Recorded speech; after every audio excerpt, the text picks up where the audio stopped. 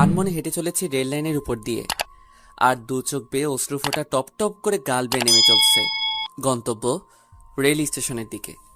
চলে যাচ্ছি আমার নিজের শহর ছেড়ে, যেখানে নিজের মানুষের অবহেলার কারণে আমাকে শহর ছেড়ে চলে যেতে হচ্ছে। ট্রেন চলে এসেছে।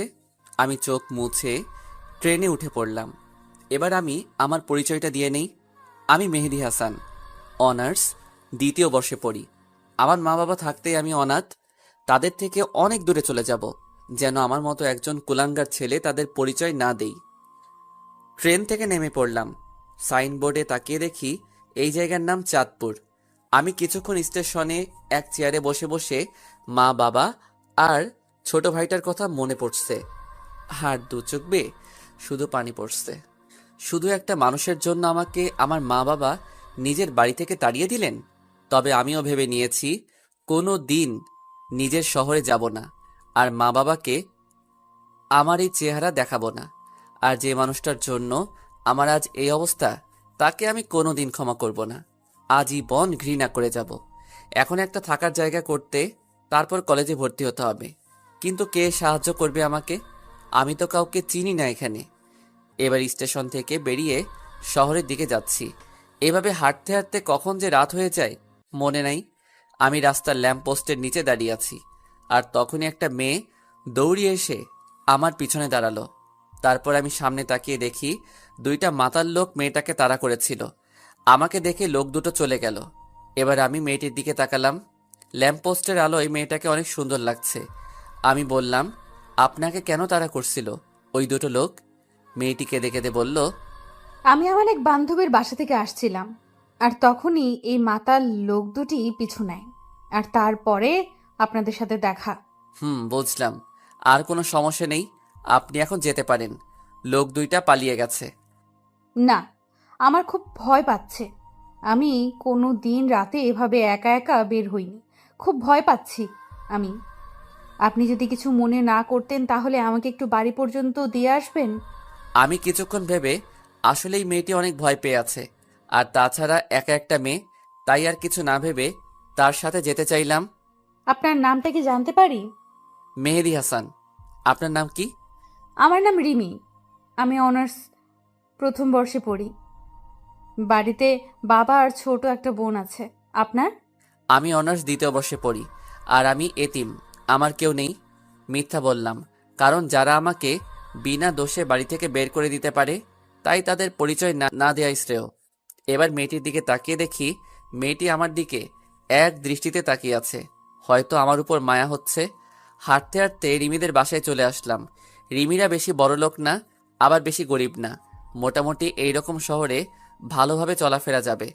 আমি রিমিকে বাড়িতে যখনই চলে আসব তখনই রিমি আমাকে ডাকলো আর বলল, আমাদের এখানে আজকে রাতটা খেয়ে তারপর না হয় চলে যাবেন। অবশ্য আমারও প্রচুর ক্ষুধা পেয়েছে, তাই সেই সকালে ভাতের বদলে বাবার কাছে মার খেয়ে বের হয়েছি। তাই আর মানা করতে পারলাম না। বাসার মধ্যে ঢুকে দেখি সুন্দর একটা বাড়ি, সবকিছু সাজানো গোছানো। তারপর রিমি তার আম্মুকে সবকিছু বলল, আর আমাকে দেখিয়ে দিল। রিমির আম্মু আমার কাছে এসে কাঁদতে কাঁদতে বলল, আমার মেয়েকে বাঁচিয়ে তুমি অনেক বড় সাহায্য করলে বাবা। তোমার প্রতি আমরা সারা জীবন ঋণী হয়ে থাকবো। ছিছি খালাম্মা, কি বলছেন এসব? মা কোনোদিন ছেলের কাছে ঋণী থাকতে পারে? আমি তো আপনার ছেলের মতোই, তাই না? রিমি এসে বলল, আহ মা, সে কখন থেকে ক্ষুধা পেয়েছে, তাড়াতাড়ি খেতে দাও। আমি হাত মুখ ধুয়ে টেবিলে বসে খাবারের জন্য অপেক্ষা করছি, আর তখনই রিমির বাবা আসলো। আমি আবার সব বাবাকে একটু ভয় পাই, তাই সাথে সাথে দাঁড়িয়ে গেলাম। রিমি, কে এই ছেলে? তাকে তো কোনোদিন দেখিনি আমাদের এলাকায়। তারপর রিমি তার বাবাকে সব ঘটনা খুলে বলল। আর তখন রিমির বাবা বলল, তোমার যেহেতু কেউ নাই, তো কি হয়েছে? আমরা তো আছি। রিমির বাবা এরূপ কথা শুনে খুব খুশি হলাম, আর আমরা সবাই মিলে খেতে বসলাম। তখন রিমির বাবা বলল, তোমার যখন থাকার কোনো জায়গা নেই, তাহলে আমাদের এখানে থাকবে, আর সকালে কলেজ করবে, আর বিকাল থেকে রাত পর্যন্ত আমার সাথে আমার ব্যবসায় সাহায্য করবে। আমি রিমির বাবার কথা শুনে খুব খুশি হলাম। যাক, অন্তত থাকার জায়গা আর একটা কাজ তো পেলাম। তারপরে রাতের খাবার খেয়ে রিমি আমাকে একটা রুমে নিয়ে গেল। দুজনে মিলে রুমটা একটু গোছালাম। আসলেই রিমি মেয়েটা অনেক সুন্দর আর অনেক ভালো। তবে রিমি আমার দিকে একটু পর পর আর চোখে তাকাচ্ছে আর মিট মিট করে হাসছে। সকালে উঠে ফ্রেশ হয়ে হালকা নাস্তা করে রিমির সাথে তাদের কলেজে গেলাম।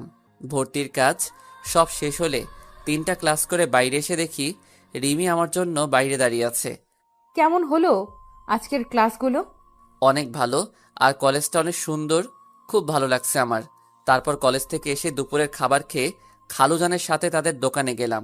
খালুর দোকানটা অনেক বড়, তাই আমি খালুর কাজে সাহায্য করলাম। এভাবে চলতে থাকে আমার নতুন জীবন। এখন আমি অনার্স ফাইনাল ইয়ারে, আর রিমি 3য় বর্ষ। রিমির মা বাবা আমাকে অনেক ভালোবাসে, একদম তাদের নিজের ছেলের মতো। আর রিমির ছোট বোনটা তো আমাকে ছাড়া কিছুই বোঝে না, সব সময় ভাইয়া ভাইয়া করে। আমিও তাকে খুব ভালোবাসি। রিমির ছোট বোনের নাম হলো মিনি। তবে রিমির ব্যবহার দেখে আমি খুব অবাক হই। মেয়েটা এত ভালো, আর মাঝে মাঝে রিমির আচরণ দেখে মনে হয় রিমি আমাকে খুব ভালোবাসে। আমার কখন কি লাগবে সবসময় চোখে চোখে রাখবে, কেয়ার করবে, মিষ্টি শাসন করবে। রিমির মিষ্টি শাসন আর কেয়ারগুলো খুব ভালো লাগে। একদিন আমি কলেজে এক মেয়ে বন্ধুর সাথে কথা বলছি আর সামনে গেটের দিকে যাচ্ছি, আর তখনই দেখি সামনে রিমি, কিন্তু তার চোখ দিয়ে অনবরত পানি বের হচ্ছে।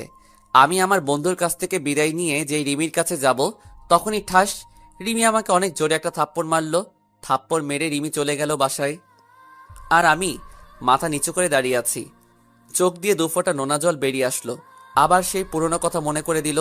2 বছর আগে ঠিক একইভাবে আমাকে চড় মেরেছিল আমার এক খুবই কাছের মানুষ। খুব কষ্ট পেয়েছিলাম তখন। রিমি আমাকে থাপ্পড় মারলো, কিন্তু 2 বছর আগে আমাকে এভাবে থাপ্পড় মেরেছিল, তখন 1000 গুণ কষ্ট পেয়েছিলাম। কলেজের পর আমি আর রিমিদের বাড়ি যাইনি, একটা ট্রেন লাইনে বসেছিলাম। বসে থাকতে থাকতে আজ আর খালুর দোকানে যাওয়া হলো না।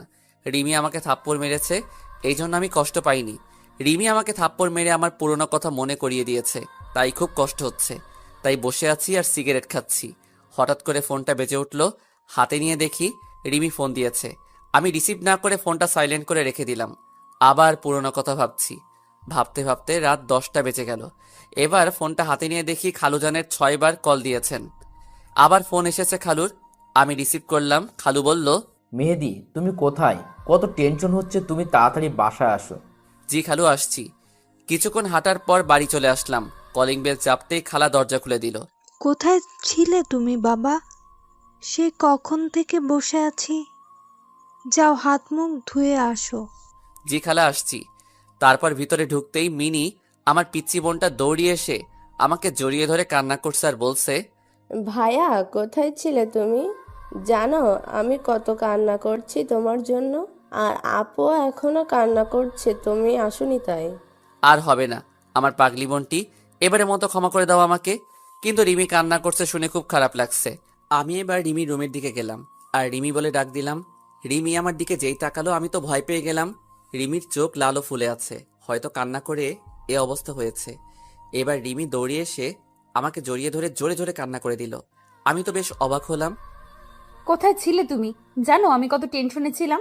আমি মনে করেছি তুমি আমাদের ছেড়ে চলে গেছো। তুমি আমায় ছেড়ে কোথাও যাবে না, আগে প্রমিস করো। আমি রিমিকে বুক থেকে সরিয়ে দিয়ে বললাম, কোথায় যাব আমি? তোমরা ছাড়া তো আর কেউ নেই আমার, তাহলে কোথায় যাব বলো আমি?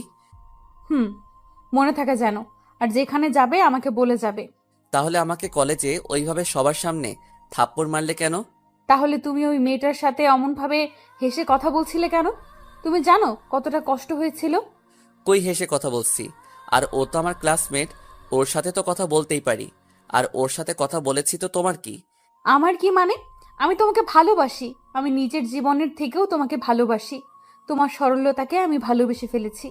এবার আমি রিমির থেকে এক ঝাটকায় দূরে সরে আসলাম। কি বলছো এসব তুমি? জানো তুমি কি বলছো? আরে হয় না রিমি, আমি একজন এতিম। তোমার বাবা আমাকে আশ্রয় দিয়েছেন, আমি তার সাথে বিশ্বাসঘাতকতা করতে পারবো না।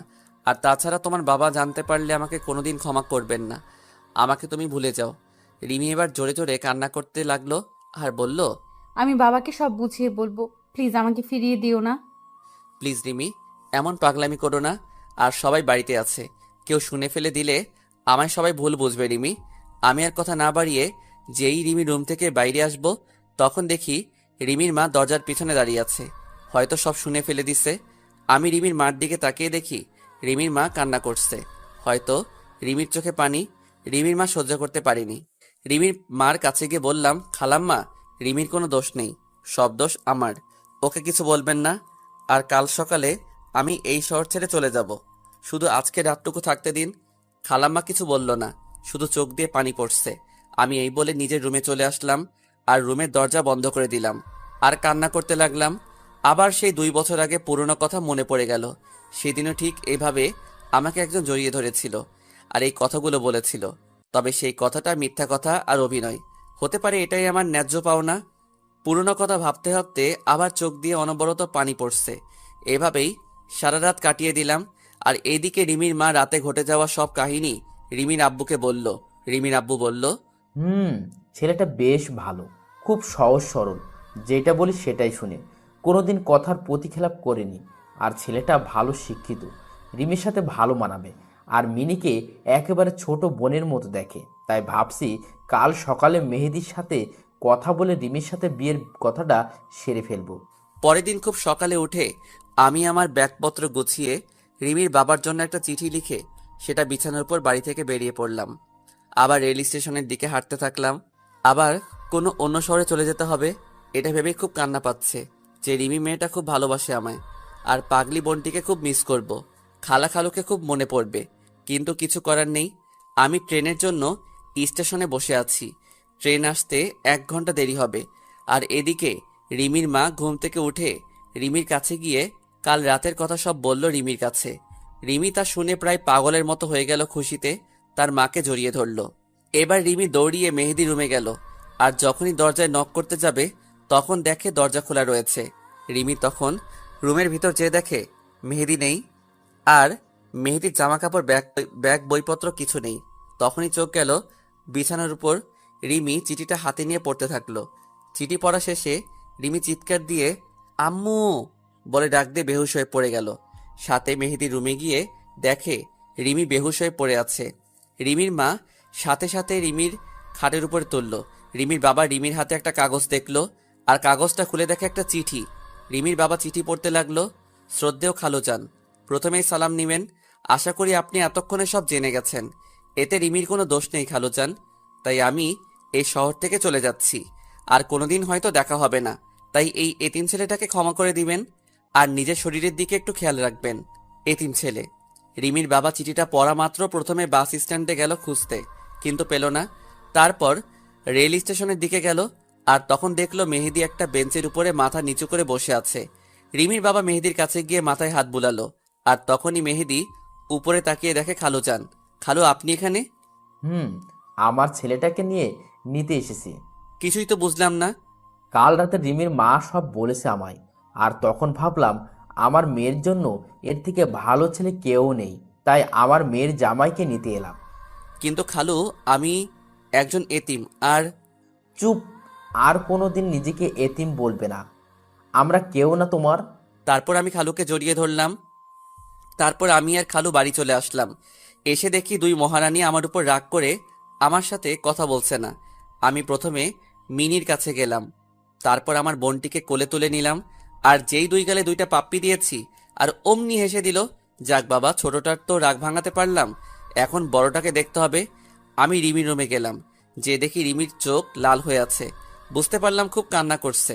আমি চলে যাওয়ার পর আমি এবার রিমির সামনে গিয়ে বললাম, সরি রিমি, আর কোনোদিন তোমায় ছেড়ে যাব না। দেখলাম রিমির কোনো পাত্তাই নেই, তাই রিমির হাত ধরে সোজা আমার বুকে টেনে নিলাম। রিমি ছাড়ানোর চেষ্টা করছে, বাট পারছে না। প্লিজ রিমি, আমায় তুমি ক্ষমা করে দাও, কথা দিচ্ছি আর কোনোদিন তোমায় ছেড়ে যাব না। না, তোমার কোনো ক্ষমা নেই। আর আমি আপনাকে ভালোবাসি না। সত্যি ভালোবাসো না? না। তাহলে আর কি করা, আবার চলে যাই, আর কোনোদিন আসবো না। এই কথা বলে যেই আসতে যাব আর তখনই রিমি আমাকে শক্ত করে জড়িয়ে ধরলো। আমি তোমাকে কোনো দিন যেতে দেব না। তোমাকে শক্ত করে জড়িয়ে ধরে রাখবো।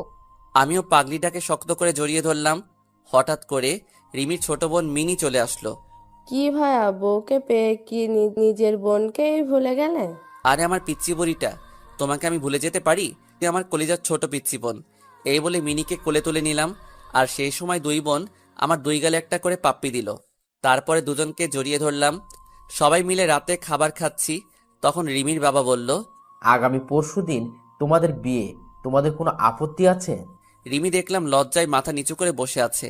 আমি বললাম, না খালু, আমার কোনো আপত্তি নেই। তারপর আমরা খাবার খেয়ে যে যার রুমে গিয়ে শুয়ে পড়লাম। কিছুক্ষণ পর আমার রুমের দরজা খোলার আওয়াজ পেলাম। তাকিয়ে দেখি রিমি আমার রুমে আসছে। রিমি, তুমি এখানে এই রাতে কি করছো এখানে? কেউ দেখে ফেললে কি বলবে সবাই? কেউ দেখবে না, আর আমি আমার হবু স্বামীর রুমে আসছি, তাতে কার কি আসে যায়? কিন্তু আমাদের এখনো বিয়ে হয়নি তো। তুমি যাও, এখন কেউ দেখলে খারাপ ভাববে। না, আমি যাব না। যদি তুমি আজকের মতো কাল সকালেও যদি তুমি চলে যাও, তাহলে আমি আজ রাতে তোমার সাথে থাকবো। কি কি বলছো তুমি? তোমার মাথা ঠিক আছে? বিয়ের আগে একটা ছেলে আর একটা মেয়ে একসাথে ঘুমাবে, আর আমি কোথাও যাব না তোমাকে ছেড়ে। তা আমি শুনবো না। আমি আজ এখানেই তোমার সাথে ঘুমাবো। আর কেউ যদি আমাকে রাখতে না চায়, তাহলে আমি সারা রাত বসে বসে কান্না করব। আচ্ছা ঠিক আছে, তুমি বিছানায় ঘুমাও, আমি নিচে শুয়ে পড়ছি। না, তুমি আমার সাথে বিছানায় ঘুমাবে। এই চিল্লাচ্ছ কেন? কেউ শুনে ফেলবে। তুমি বিছানায় না আসলে আমি আরো চিল্লাবো। আচ্ছা ঠিক আছে, বিছানায় ঘুমাবো। এবার আমি বিছানায় গিয়ে খাটের এক পাশে শুয়ে পড়লাম, আর রিমি আমার এক পাশে শুয়ে পড়লো। শুয়ে শুয়ে দুজন গল্প করছি, আর তখনই রিমি আমাকে জড়িয়ে ধরলো। আমিও রিমিকে জড়িয়ে ধরলাম। তারপর রিমি মুখ উঠিয়ে আমার দিকে এক দৃষ্টিতে তাকিয়ে আছে, আর আস্তে আস্তে রিমি আমার এত কাছে চলে আসলো, রিমির নিঃশ্বাসের শব্দ শোনা যাচ্ছে, আর গরম নিঃশ্বাস আমার মুখে আশ্রিয়ে পড়ছে। তারপর রিমি আমার ঠোঁটে ঠোঁট রাখলো। সে কি অনুভূতি, আপনারা না করলে কেউ বুঝতে পারবেন না। এভাবে প্রায় 8 মিনিট কিস করার পর রিমি আমাকে ছেড়ে দিল। দুজনে তখন প্রায় পাগলের মতো হাঁপাচ্ছি। তারপর রিমি আমার বুকে মাথা রাখলো আর বলল, কখনো আমাকে ছেড়ে চলে যাবে না তো? না পাগলি, আমি তোমাকে ছেড়ে কখনো যাব না। তাই বলে রিমি শক্ত করে বুকের সাথে জড়িয়ে ধরলাম। রিমিও আমাকে শক্ত করে জড়িয়ে ধরলো। তারপর রিমির কপালে একটা ভালোবাসার পরশ এঁকে দিলাম, আর ঘুমিয়ে পড়লাম। সকালে উঠে দেখি রিমি এখনো ঘুমিয়ে আছে। কি অপূর্ব লাগছে রিমিকে। চুলগুলো এলোমেলোভাবে মুখের উপর রয়েছে। আমি রিমির মাথায় আর একটা ভালোবাসা এঁকে দিলাম, আর তখনই রিমি উঠে পড়ল। রিমি উঠে আমার গালে একটা কিস করে উঠে ফ্রেশ হয়ে সকালে নাস্তা করে দুজনে একসাথে কলেজে গেলাম। আজ আমাদের বিয়ে হয়ে গেল। বেশি একটা আয়োজন করা হয়নি, ভালোভাবে আমাদের বিয়েটা সম্পূর্ণ হয়ে গেল। রিমি এখন বাসর ঘরে অপেক্ষা করছে, আর আমি ছাদের উপর বসে বসে পুরনো কথা ভাবছি, আর দু চোখ বেয়ে অঝোর ধারায় পানি পড়ছে। হঠাৎ করে কারো হাত আমার কাঁধের উপর অনুভব করলাম। তাড়াতাড়ি করে চোখের পানি মুছে ফেলে পিছনে ঘুরে দেখি রিমি দাঁড়িয়ে আছে বিয়ের সাজে। রিমি, তুমি এখানে কেন আসলে? আমি এক্ষুনি নিচে নামছিলাম। তুমি কান্না করছো কেন? কোনো অন্যায় করেছি আমরা বা আমি? এই পাগলি, তুমি অন্যায় করবে কেন? তোমায় তো আমি খুব ভালোবাসি। তাহলে কান্না করছো কেন? আসলে আমার মা বাবার কথা খুব মনে পড়ছে, তাই একটু কান্না পাচ্ছিল। কান্না করি আর কি হবে? চলো নিচে চলো। চলো। না, আমি যাব না। কেন যাবে না? আমাকে কোলে নিতে হবে। রিমিকে কোলে নিয়ে নিচে চলে আসলাম। তারপর বাসর ঘরে ঢুকে রিমি আমার বুকে মাথা রেখে শুয়ে পড়ল। আমিও রিমিকে জড়িয়ে ধরে শুয়ে পড়লাম। এভাবে চলছিল আমাদের সংসার জীবন। খুব সুখে জীবন যাপন করছিলাম। বিয়ের 7 মাস পর এখন রিমিদের ব্যবসা এখন পুরোপুরি আমি দেখাশোনা করি। একদিন হঠাৎ করে কেউ পিছন থেকে মেহেদি বলে ডাক দিল। আমি পিছনের দিকে তাকিয়ে আমি বিরাট বড় শক খেলাম। মনে হলো আমি নিজেকে হারিয়ে ফেলেছি। পিছনে তাকাতেই মেয়েটা আমাকে শক্ত করে জড়িয়ে ধরে হাউমাউ করে কান্না করতে থাকলো। হ্যাঁ, এই মেয়েটির নাম হলো অনিকা। তুমি কোথায় ছিলে এতদিন? তুমি জানো তোমাকে আমি পাগলের মতো খুঁজেছি, কিন্তু তোমাকে কোথাও পাইনি। তুমি চলে যাবার পর আমি তোমার জন্য প্রতি রাতে কান্না করেছি। আমার একটা ফুলের জন্য তুমি আমাকে এত বড় শাস্তি দেবে? আমি তো তোমার সাথে একটু মজা করেছিলাম, আর তুমি সেই মজা সিরিয়াসলি নিয়ে তুমি কেন আমায় ছেড়ে চলে আসলে? আমি অনিকাকে সরিয়ে দিয়ে বললাম, দেখেন, আমার জীবনে অতীতে যা ঘটে গিয়েছে আমি সব ভুলে গেছি। আর তাছাড়া আমার এখন একটা ভবিষ্যৎ আছে। আমি এখন বিবাহিত। অনিকা আমার কাছ থেকে এই কথা মনে হয় আশা করেনি। তাই অনিকা আমার দিকে অবাক চোখে তাকিয়ে আছে, আর দু চোখ বেয়ে পানি পড়ছে। আমি চাই না যে তুমি আমাদের বিবাহিত জীবনে দেয়াল হয়ে দাঁড়াও।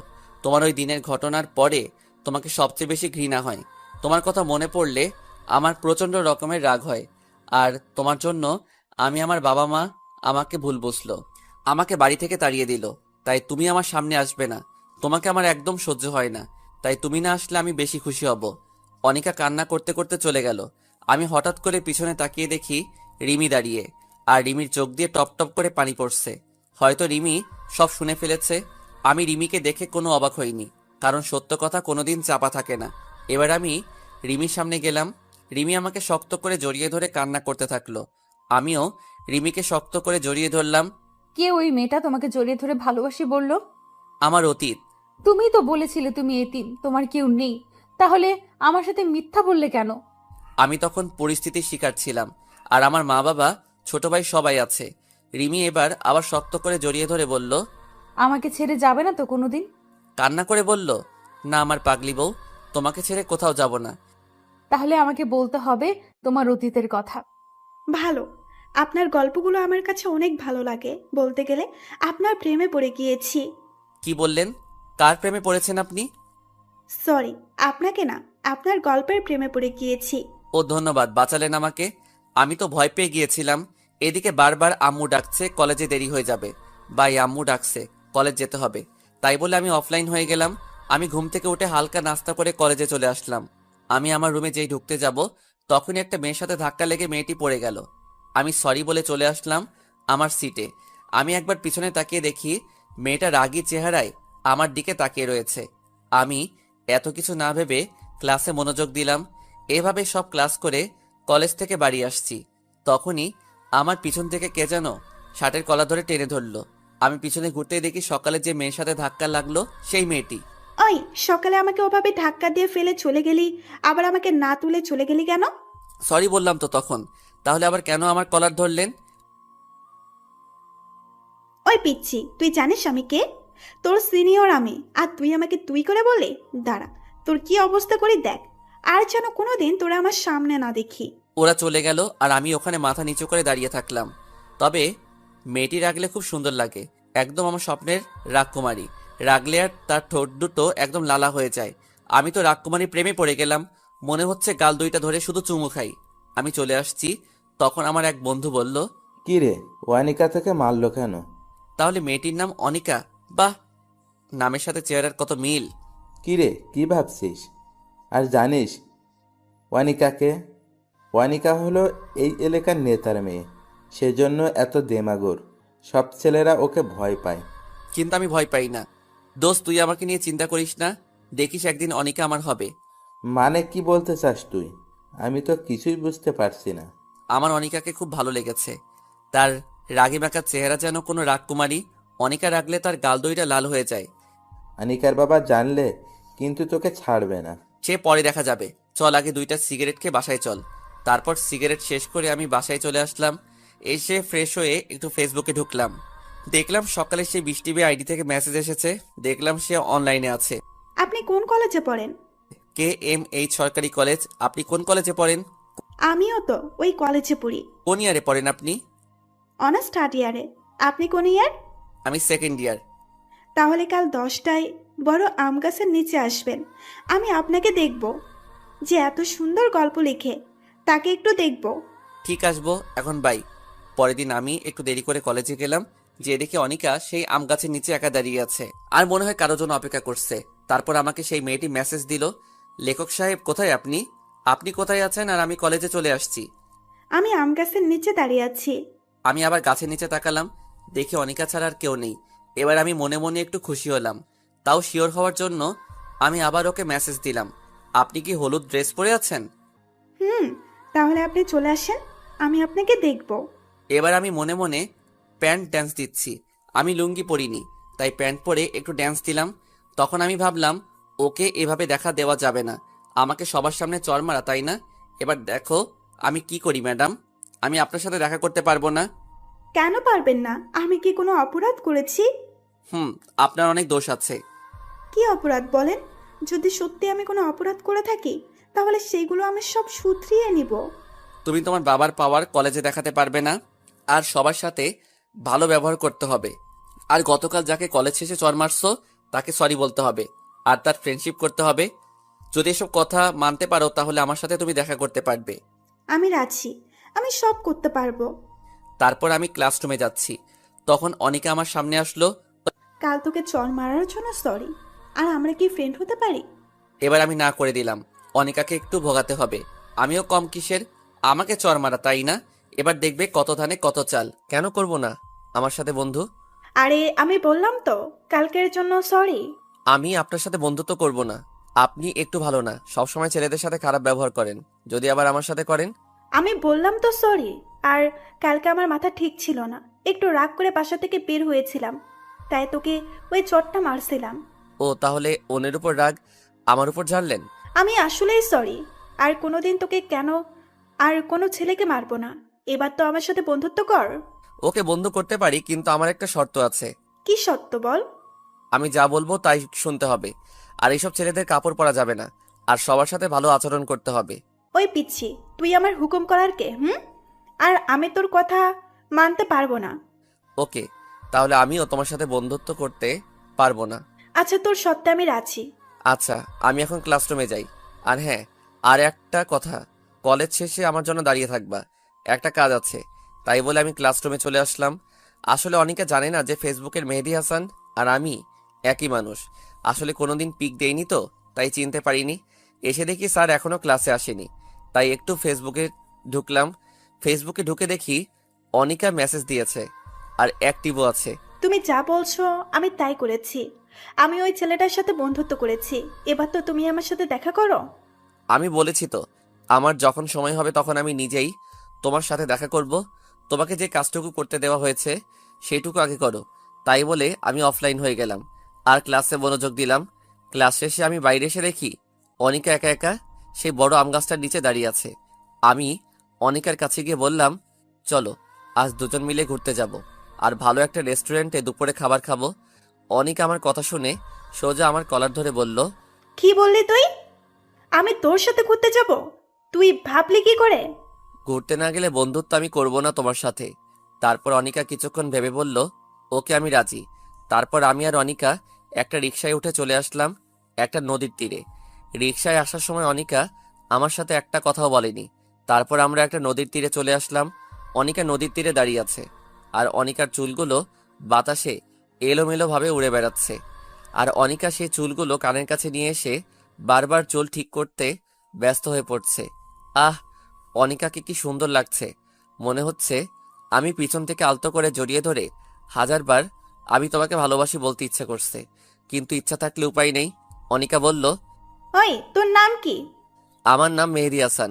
তারপর অনিকা আমার দিকে কেমন দৃষ্টিতে তাকিয়ে রইল। তারপর আরেকটু ঘোরাঘুরি করে চলে আসলাম একটা রেস্টুরেন্টে গিয়ে। তারপর কিছু খাবার খেয়ে যে যার বাড়ি চলে আসলাম। বাড়ি এসে ফ্রেশ হয়ে বিকালে বন্ধুদের সাথে একটু আড্ডা দিচ্ছি আর সিগারেট টানছি। আসলে আমি একটু একটু সিগারেট টানি। আর রাতের খাবার খেয়ে শুয়ে শুয়ে ফেসবুকে লগ ইন করে অনিকার সাথে কিছু কথা বলে ঘুমিয়ে পড়লাম। পরের দিন সকালে ঘুম থেকে উঠে ফ্রেশ হয়ে কলেজে চলে আসলাম। কলেজে এসে দেখি অনিকা এখনো আসেনি, তাই একটু বন্ধুদের সাথে আড্ডা দিচ্ছি। তখনই অনিকা আসলো। অনিকাকে আজকাল ড্রেস পরে অনেক সুন্দর লাগছে, মনে হচ্ছে আমার স্বপ্নের রাজকুমারী। তারপরে অনিকা তার বান্ধবীদের কাছে গেল আর মোবাইলের দিকে তাকিয়ে আছে, মনে হয় ফেবুতে অ্যাক্টিভ আছে। তাই আমিও ফেবুতে লগ ইন করলাম আর মেসেজ দিলাম, আজ তোমাকে অনেক সুন্দর লাগছে। এমনভাবে কলেজে আসলে তো আমি তোমার প্রেমে পড়ে যাব। আর তুমি চোখে কাজল দাওনি কেন? এর পরের বার যেন দুই চোখে কাজল পড়তে ভুল না হয়। এবার দেখি অনিকা আশেপাশে হয়রানি হয়ে আমাকে খুঁজছে, কিন্তু পাচ্ছে না। তখন আবার অনিকা মেসেজ দিল, কোথায় তুমি? প্লিজ একবার আমার সামনে আসো, তোমাকে দেখতে খুব ইচ্ছে করছে। আমাকে খুঁজে লাভ নেই, আর আমি সময় হলে তোমাকে দেখা দেব। এই বলে আমি অফলাইন হয়ে গেলাম আর আমি অনিকার সামনে গেলাম। আমি যাওয়াতে অনিকা কিছুটা বিরক্ত হলো মনে হলো। তারপর কিছু কথা বলে আমি চলে আসলাম আমার ক্লাসরুমে। ক্লাস 3টে শেষ হওয়ার পর স্যার একটু আসতে লেট হচ্ছে বলে আমরা সবাই বসে আড্ডা দিচ্ছি। তখন দেখি অনিকা আর তার বেশ কয়েকটা বান্ধবী আসলো আমাদের রুমে। আর সবার উদ্দেশ্য বলল, এখানে মেহেদি হাসান বলে কেউ আছে? সবাই বলল, না চিনি না। আসলে আমার কলেজে অন্য নাম দেয়া আছে, তাই সবাই সেই নামেই চেনে। আর মেহেদি হাসান এই নামটি আমার কয়েকটা বন্ধু ছাড়া কেউ জানে না। তারপর অনিকা মোবাইলটা বের করে আমার আইডিটা বের করে বলল, এই আইডিটা কে চিনো? এই আইডিটা মেহেদি হাসানের। আর মেহেদি হাসান আমাদের কলেজে পড়ে, কেউ জানতে পারলে আমাকে জানাবে। আর তখনই আমাদের ক্লাসে সেরা সুন্দরী বলল, এই মেহেদি হাসান আমাদের কলেজে পড়ে? আমি তো ভাবতেই পারছি না। আমি মেহেদি হাসানের বিরাট বড় একটা ফ্যান। মেহেদির সব গল্প আমি পড়ি। মেহেদিকে যদি কখনো কেউ খুঁজে পান তাহলে আমাকে একটু জানাবেন প্লিজ। আপু প্লিজ। আমি তো অবাক। আজ আমি যদি আমার প্রোফাইলে যদি আমার নিজের পিক দিতাম, তাহলে অন্তত আজ সিঙ্গেল থাকতে হতো না। এখন নিজের কপালে নিজেই চড় মারতে ইচ্ছে করছে। তারপর কলেজ শেষে আমি বাড়ি এসে ফ্রেশ হয়ে দুপুরের খাবার খেয়ে একটা ঘুম দিয়ে বিকালে বন্ধুদের সাথে আড্ডা দিতে গেলাম। আড্ডা দিয়ে এসে রাতের খাবার খেয়ে রুমে গিয়ে ফেবুতে লগ ইন করলাম। তখন দেখি অনিকা অ্যাক্টিভ রয়েছে। আমি অনিকাকে মেসেজ দিলাম, তুমি আমাকে ওভাবে প্রতিটা ক্লাসে খুঁজছিলে কেন? তুমি ভালো করে জানো আমাকে তুমি পাবে না। তোমাকে দেখতে খুব ইচ্ছে করছিল, তাই নিজেকে আর সামলাতে পারিনি। আর যেন কোনোদিন তোমাকে এভাবে আমাকে খুঁজতে না দেখি। আমার সময় হলে আমি নিজেই তোমার সাথে দেখা করে নেব। আর কিছু না বলে চ্যাট অফ করে ঘুমিয়ে পড়লাম। এভাবে আমার আর অনিকার মেসেঞ্জারে নিয়মিত কথা হয়। অনিকা আমাকে অনেক কেয়ার করে, অনেক শাসন করে। অনিকা মনে হয় আমাকে ভালোবাসে। অনিকার কথাতে অনেক বুঝতে পারি যে অনিকা আমাকে ভালোবাসে। আর এদিকে অনিকার সাথে আমার ভালোই বন্ধুত্ব তৈরি হয়েছে। আমাকে দেখে আর বিরক্ত হয় না। আজ কলেজ শেষে বিকালে বন্ধুদের সাথে আড্ডা দিতে গেছি। আর আমার এক বন্ধুর সাথে কোনো একটা বিষয় নিয়ে অনেক কথা কাটাকাটি হয়। তাই আমি রাগ করে বাড়ি চলে আসলাম। এসে কিছুই ভালো লাগছে না, তাই ঘুমিয়ে পড়লাম। আজ আর অনিকার সাথে কথা হলো না। এভাবে 2 দিন আমি কলেজে যাইনি, আর ফেবুতে লগ ইন করিনি। আজ 2 দিন পর আমি কলেজে যাচ্ছি। কলেজের গেট দিয়ে ঢুকতে যাব, তখনই দেখি অনিকা গেটের কাছে দাঁড়িয়ে আছে। আমি অনিকার চোখের দিকে তাকিয়ে রীতিমতো ভয় পেয়ে গেছি। চোখ দুটো লাল আর ফুলে আছে, মনে হয় 2 দিন ধরে শুধু কান্না করছে। অনিকা, তোমার কি হয়েছে? তোমার চোখ ফুলে আছে কেন? তারপর অনিকা সোজা আমার কলার ধরে টানতে টানতে 5তলা একটা বিল্ডিংয়ে নিয়ে যায়। এখানে সাধারণত কেউ আসে না, আর কোনো ক্লাসও হয় না। কি ব্যাপার, তুমি আমাকে এখানে নিয়ে আসলে কেন? তুই ভেবেছিস কি, হ্যাঁ? তোকে আমি খুঁজে পাবো না? তুই আমার সাথে খেলা করেছিস। তুই আমাকে ইমোশনাল করেছিস, আমাকে ব্ল্যাকমেল করে আমাকে কান্না আর কষ্ট দুটাই করিয়েছিস। কি বলছো তুমি? আমি তো কিছুই বুঝতে পারছি না। আর তুমি কান্না করছো কেন? ওই, আমি কি বলছি? মানে তুই কিছুই বুঝতে পারিস না? তোকে আমি ভালোবাসি, তুই বুঝিস না? তোকে এত কেয়ার করি, এত শাসন করি, কি জন্য করি তুই জানিস না? আর এসব করে কাদের? যারা নিজের জীবনের থেকেও তাদের কাছে প্রিয়, তাদের কেয়ার করে। তুই কেন বুঝিস না? আমি তোকে অনেক ভালোবাসি। আমিও তোকে অনেক ভালোবাসি রে পাগলি। সেই জন্যই তো তোর সাথে বেশি কথা বলতাম।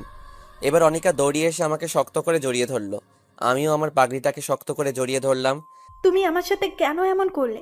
তুমি কেন সেদিন আমার সামনে আসোনি বলো? আমি এমন করেছি কারণ সেদিন তুমি আমাকে সবার সামনে চড় মেরেছিলে, আর তোমার অহংকার ভেঙে ফেলার জন্য। I love you Babu. I love you two বাবু। এভাবে কিছুক্ষণ থাকার পরে দেখি অনিকার বাবা, অনিকার বড় ভাই আর আমার সেই বন্ধু চলে আসছে। আমি সাথে সাথে অনিকাকে ছেড়ে দিলাম। আর অনিকার বাবা বড় একটা নেতা। এবার অনিকার ভাই আরো কিছু লোকজন আমাকে মাটিতে লাথি মারতে লাগলো।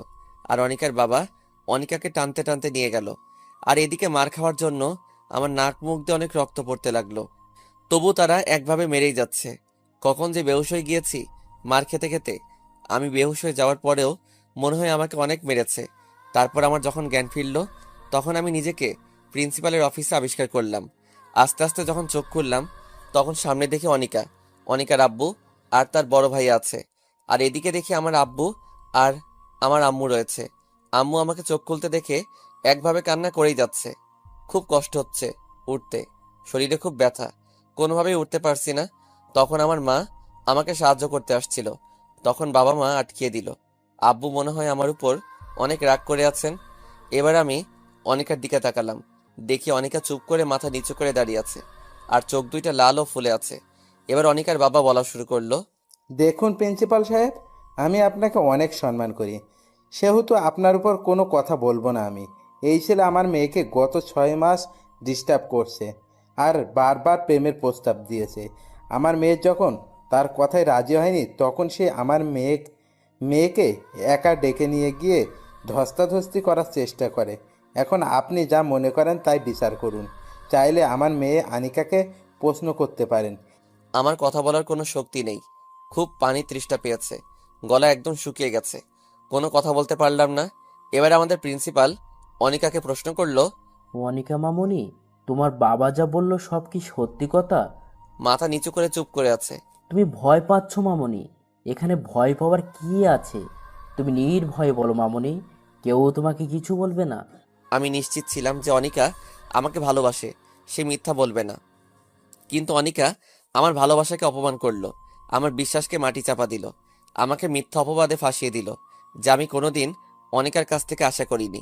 হ্যাঁ স্যার, ওই ছোট লোকের বাচ্চা আমাকে প্রতিদিন ডিস্টার্ব করতো। আমি প্রতিদিন মানা করার পরেও আমাকে প্রতিদিন ডিস্টার্ব করতো। আজ আমি ওকে চর মারতে গিয়েছি, তখন আমাকে টানতে টানতে 5 তলায় নিয়ে গিয়ে আমাকে। হু হু হু করে কেঁদে দিল, চিৎকার করে বলল। আমি অনিকার কথা শুনে আমার মাথায় আকাশ ভেঙে পড়ল। আমি এক দৃষ্টিতে অনিকার দিকে তাকিয়ে আছি। অনিকা আমাকে এভাবে মিথ্যা অপবাদ দেবে আমি কখনো স্বপ্নেও ভাবতে পারিনি। অনিকার কথা শুনে আমার ভীষণ কষ্ট হচ্ছে। আমার বুকের মধ্যে অজানা একটা ব্যথা উঠল। মেহেদি, তোমার থেকে আমি এরকম আশা করিনি। তোমাকে এখন এই কলেজ ছেড়ে চলে যেতে হবে, তাও আবার বিনা নোটিশে।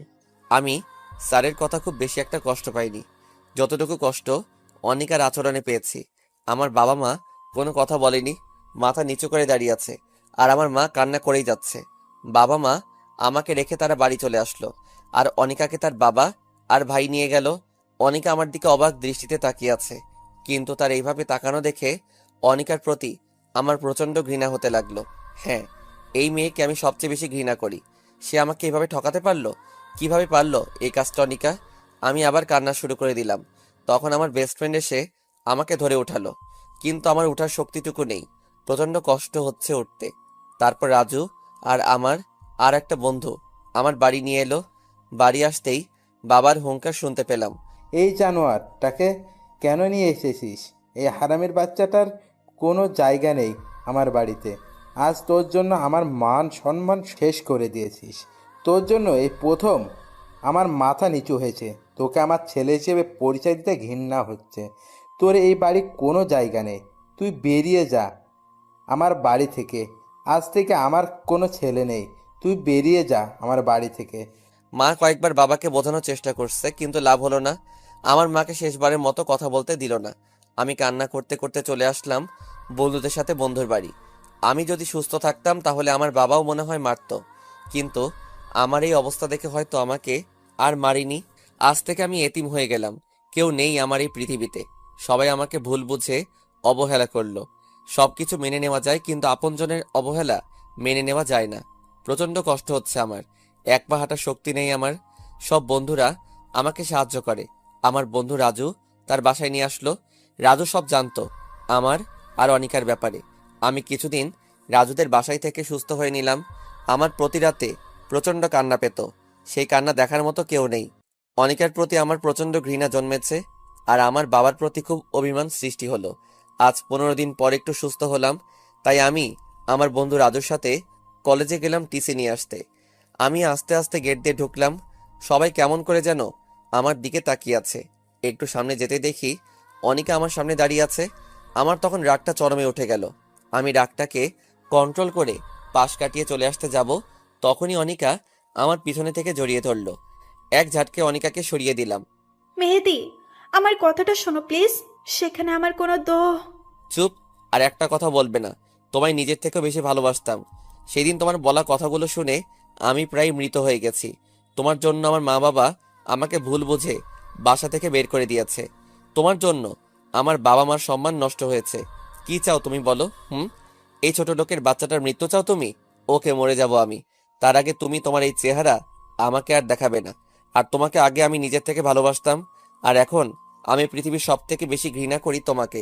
তোমার ওই মিথ্যা আড়ালে ছলনাময় চেহারা আমাকে আর দেখাবে না, আর আমার এই ছোট লোকের বাচ্চার চেহারা তোমাকে আর কোনোদিন দেখাবো না। তাই আমি টিসি নিতে আসছি। আমি অনিকাকে কিছু না বলে প্রিন্সিপালের রুমে চলে আসলাম। তবে অনিকা আমাকে অনেক কিছু বলতে চেয়েছিল, আমি কিছু বলতে দেইনি। কি হবে ওর ছলনাময়ের কথা শুনে? যদি আবার ওর ওপর মায়া বাড়ে? আমি প্রিন্সিপালের রুম থেকে চলে আসলাম। অনিকা আমাকে কয়েকবার আমাকে ডাকলো, আমি না শুনে চলে আসলাম রাজুর বাসায়। দুপুরে খেয়ে ঘুমিয়ে আছি, তখন হঠাৎ করে কেউ আমার শার্টের কলার ধরে টানতে টানতে বাইরে নিয়ে আসলো। আমার নিজের বাবা আমাকে টানতে টানতে বাইরে নিয়ে এসে জোরে 2টা চড় মারলো। তুই আর কত জ্বালাবি? তুই আবার কালকে আনিকাকে ডিস্টার্ব করেছিস, আবার জড়িয়ে ধরেছিস। তোর লজ্জা করে না? এত কিছু হওয়ার পর তুই আবার আনিকার সাথে কথা বলেছিস। তুই আর এই শহরে থাকবি না, তুই এখনই এই শহর থেকে চলে যাবি। তোর মুখ আমি আর কোনোদিন দেখতে চাই না, তুই আজই চলে যাবি। তাই বলে বাবা চলে গেল। আর আমি জায়গায় দাঁড়িয়ে একভাবে কান্না করতে থাকলাম। আর অনিকার উপর আরো বেশি ঘৃণা হতে লাগলো। অনিকা এটা না করলেও পারতো। আমি রাজুর কাছ থেকে বিদায় নিয়ে রেল লাইন দিয়ে হাঁটছি বর্তমান। আর আপনারা তারপরে কি হয়েছে সবই তো জানেন। আমার চোখ দিয়ে টপ টপ করে পানি পড়ছে, দু চোখ দিয়ে। আর রিমি আর তার বাবা মা তিনজনই কান্না করছে। রিমির বাবা বলল, তোমার সাথে যা হয়েছে তা খুব খারাপ হয়েছে, আর কোনোদিন নিজেকে এতিম বলবে না। এখন থেকে আমরা তোমার মা বাবা। তাই বলে তারা চলে গেল। আর রিমির সাথে সাথে আমাকে জড়িয়ে ধরে অজর কান্না করতে লাগলো। এই পাগলি, কান্না করছো কেন? তোমার জীবনের এত কিছু ঘটে গেল আর তুমি আমাকে একদিনও বললে না। আমি কি তোমার এতই পর? এবার আমি রিমিকে বাহুডোরে শক্ত করে জড়িয়ে বললাম, তুমি শুনে কষ্ট হবে বলে আমি বলিনি। এখন চলো, ঘুমাতে হবে। ছাড়ো আমাকে, চলো রুমে যাই। না, ছাড়বো না। আমি তোমাকে সারা দিন জড়িয়ে ধরে রাখবো। কাল থেকে ব্যবসা দেখা বন্ধ। তোমাকে আমি সারা সময় জড়িয়ে ধরে রাখবো। আমি পাগলিটার কথা শুনে হাসছি। কত ভালোবাসে পাগলিটা আমাকে। তারপর রিমিকে কোলে তুলে নিয়ে রুমে আসলাম আর শুয়ে পড়লাম। তবে রিমি আমার বুকে মাথা দিয়ে শুয়ে পড়লো। যদি কোনোদিন আনিকা এসে আমার কাছ থেকে তোমাকে নিয়ে যেতে আসে, তুমি তাহলে চলে যাবে? তুই ভাবলে কিভাবে? যার জন্য আমার জীবনের সবকিছু হারিয়েছি তাকে ঘৃণা ছাড়া ভালোবাসা যায় না। আর অনিকার জন্য আমি আমার পাগলিটাকে খুঁজে পেয়েছি। তারপর রিমি আমার বুকে ঘুমিয়ে পড়ল আর আমি রিমির মাথায় হাত বুলিয়ে দিচ্ছি। তখন মনে পড়ল অনিকা এখানে কি করতে এসেছিল। আর আমার নতুন জায়গা সব জেনে গেল। একমাত্র সেই জানে তার মনে কি আছে। আবার যদি আমার রিমিকে আমার কাছ থেকে ছিনিয়ে নেয়। তখন রাজুর কথা খুব মনে পড়ল। আজ 1 বছর পর রাজুর ফোনে কল দিচ্ছি। রাজু ফোন রিসিভ করলো আর আমি অঝোর ধারায় কান্না করে দিলাম। আসসালামু আলাইকুম। হ্যালো, কে বলছেন? চুপ করে আছি। কি হলো, কথা বলছেন না কেন? দোস্ত, আমি মেহেদি বলছি। কেমন আছিস তুই? মেহেদি, তুই কোথায় ছিলি দোস্ত এতদিন? তোকে আমরা কত খুঁজেছি। তুই কোথায় এখন? ঠিক আছিস তো? হ্যাঁ দোস্ত, ভালো আছি। আর আমি চাঁদপুর শহরে আছি। আর অনেক ভালো আছি। আর আমাকে খুঁজেছি মানে কি বলেছিস তুই? তুই চলে যাওয়ার পর তোর মা বাবা সবাই সবাই অনেকা সবাই অনেক খুঁজেছে তোকে, কিন্তু কোথাও পায়নি। তুই চলে যাওয়ার পর তোর মা বাবা তোকে না পেয়ে খুব কান্না করতো আর সব সময় মেহেদি মেহেদি বলতো। তুই কখন আসবি শুধু তাই চিন্তা করতো। আর কবে আসবি এখানে আমি তোর মা বাবার সাথে বলি। না দোস্ত, তুই কিছু বলবি না। আমি কোথায় আছি আর তোর উপর সেই বিশ্বাস আছে। তুই কারোর সাথে বলবি না। আর আমি মনে হয় আর কোনোদিন ওখানে ফিরে যাব না। কেন আসবি না তোর শহরে? আর তোর মা বাবা তো তাদের ভুল স্বীকার করেছে। আর আনিকা তোকে অনেক তুই চুপ কর। ওই অনিকার নাম আমার সামনে বলবি না। তুই ভালোভাবে জানিস আমি অনিকাকে কতটুকু ঘৃণা করি। আর কোনোদিন অনিকাকে মাফ করতে পারবো না। আর মা বাবা তারা তো জানতো তাদের ছেলে এরকম না। তারপরও ও আমাকে ভুল বুঝে বাড়ি ছাড়া করলো, তারপর শহর ছাড়া করলো। আমি আর কোনোদিন ফিরে যাব না ওখানে। আর আমি এখানে বিয়ে করেছি। আর আমার বউ আমাকে নিজের থেকেও বেশি ভালোবাসে। আর আমিও অনেক ভালোবাসি। আর আমি রিমিকে ছেড়ে কোথাও যাব না। যখন সবাই আমাকে ভুল বুঝে রাস্তার কুকুরের মতো দূর দূর করে তাড়িয়ে দিয়েছে, তখন এই মেয়েটি আমার পাশে এসে দাঁড়িয়েছে। আমি কখনো রিমিকে ছেড়ে যাব না। তুই বিয়ে করেছিস, আমাকে একবারও জানালি না। ভাবি তোকে অনেক ভালোবাসে তাই না? খুব ভালোবাসে পাগলি বউ আমার। ও সব সময় আমার পাশে থাকে আর পাগলের মতো জড়িয়ে ধরে থাকে। আর রিমির দুষ্টামিগুলো আমি খুব ভালোবাসি। আমি রিমিকে ছেড়ে কোথাও যাব না। অনেক ভালোবাসি আমি রিমিকে। তোর অতীত রিমি বা তার মা বাবা কেউ জানে? সবাই জানে। তবে প্রথমে কাউকে জানাইনি, পরে সব জানাইছি। আর তোর কোনো চিন্তা করা লাগবে না। খুব ভালো আছি আমি। আচ্ছা তাহলে এখন রাখি, পরে কথা বলবো। আচ্ছা, ভালো থাকিস, বাই। এই বলে ফোন কেটে দিয়ে আমি যেই পিছনে ঘুরে বিছানায় আসতে যাব, আর তখনই দেখি রিমি দাঁড়িয়ে আছে আমার পিছনে। আর রিমির দু চোখ দিয়ে টপ টপ করে পানি পড়ছে। কি ব্যাপার, তুমি এখানে কেন? ঘুমাওনি তুমি? আর কান্না করছো কেন? তুমি জানো না তোমার কান্না আমার একদম সহ্য হয় না। এবার রিমি দৌড়িয়ে এসে আমাকে শক্ত করে জড়িয়ে ধরলো আর জোরে জোরে কান্না করছে। আমিও শক্ত করে জড়িয়ে ধরলাম আমার পাগলিটাকে। তখন রিমি আমার বুকে মুখ লুকিয়ে বলল, তুমি আমায় ছেড়ে কোনোদিন চলে যাবে না তো? তুমি চলে গেলে আমি সত্যি সত্যি মরে যাব। এই পাগলি, আমি কি কোনোদিন বলেছি তোমায় ছেড়ে চলে যাব? আর তোমায় ছাড়া মনে হয় আমি খুব ভালোভাবে বাঁচতে পারবো? তোমায় ছেড়ে কোনোদিন কোথাও যাব না। তুমি আমাকে এভাবে সারা জীবন ভালোবাসবে তো? আমার পাগলি বউটা, তোমায় আমি এমনভাবে সারা জীবন ভালোবেসে যাব, এমনকি 50 বছর পর এমনভাবে আমার বউটাকে ভালোবাসবো। বুঝলেন ম্যাম? বুঝলাম। আবার জড়িয়ে ধরো। চলো ঘুমাতে যাব। আবার কাল সকালে আমার অফিস আছে। না, যাব না। আমি হেঁটে যেতে পারবো না। এবার রিমিকে কোলে তুলে নিলাম আর রিমি আমার গলা শক্ত করে জড়িয়ে ধরলো আর আমার গালে একটা চুমু দিল। তারপর রিমি আমার দিকে এক দৃষ্টিতে তাকিয়ে আছে, আর আমিও রিমির দিকে একইভাবে তাকিয়ে আছি। তারপর বিছানায় চলে আসলাম। তখনও রিমি আমার গলা ছাড়েনি। এবার আমি শুয়ে পড়লাম, আর তখন রিমি আমার বুকের উপর শুয়ে পড়ল আর শক্ত করে জড়িয়ে ধরল। এই শোনো, তোমার কাছে একটা জিনিস চাইবো, তুমি দিবে আমায়? বলো। আমার সব জিনিস তো তোমারই, এতে আবার চাওয়ার কি আছে? আমার না একটা তোমার মতো রাজকুমার চাই, দিবে আমায়? বলে লজ্জায় আমার বুকে মুখ লুকালো। দিতে পারি, কিন্তু তোমার মতো একটা সুন্দর রাজকুমারী দিতে হবে। না, আমি তোমার মতো রাজকুমার চাই। আচ্ছা ঠিক আছে, কিন্তু রাজকুমার আনতে হলে তো অনেক পরিশ্রম করতে হবে, আর তোমাকেও পরিশ্রম করতে হবে। যা দুষ্টু, আমার বুঝি লজ্জা করে না? আবার আমার বুকে মুখ লুকালো। আমি বুঝি না একটা মেয়ে এত লজ্জা পায়। তারপর লাইট অফ করে দিয়ে এক অজানা সুখে দুই নরনারী ব্যস্ত হয়ে গেল। সকালে ঘুমিয়ে আছি, হঠাৎ করে পানির ছিটকায় ঘুমটা ভেঙে গেল। চোখ খুলে দেখি রিমি এইমাত্র গোসল করে বের হলো। একটা হলুদ শাড়ি পরেছে আর চুলের পানি মুছছে। বাহ, কি সুন্দর লাগছে। আমি একভাবে তাকিয়ে আছি। রিমি আমার কাছে এসে বলল, কি দেখো এভাবে? তোমাকে দেখি। আমার পাগলি বউটা এত সুন্দর, মনে হয় সারাদিন দেখি। অমনি রিমি লজ্জা পেয়ে চলে যেতে লাগলো, আর অমনি রিমির হাত ধরে আমার বুকের উপর ফেললাম। এই কি করছো? ছাড়ো। সারা রাত দুষ্টামি করছো, এখন হবে না। এখন গোসল করে নিচে আসো, আমি নাস্তা দিচ্ছি। তারপর আমি নিচে নাস্তা করে অফিসে চলে আসলাম। অফিসে রিমি সবসময় ফোন দেবে আর বলে কোনো মেয়ের সাথে কথা বলবে না, আর ঠিক মতো খেয়ে নেব। আমি পরে আবার ফোন দিব। এই পাগড়িটাকে নিয়ে আর পারি না। অফিস শেষে বাড়ি আসার সময় রিমির জন্য কিছু ফুল, চকলেট আর আইসক্রিম নিলাম। খুব পছন্দ করে রিমি এগুলো। আমি দরজার সামনে দাঁড়িয়ে কলিং বেল বাজালাম।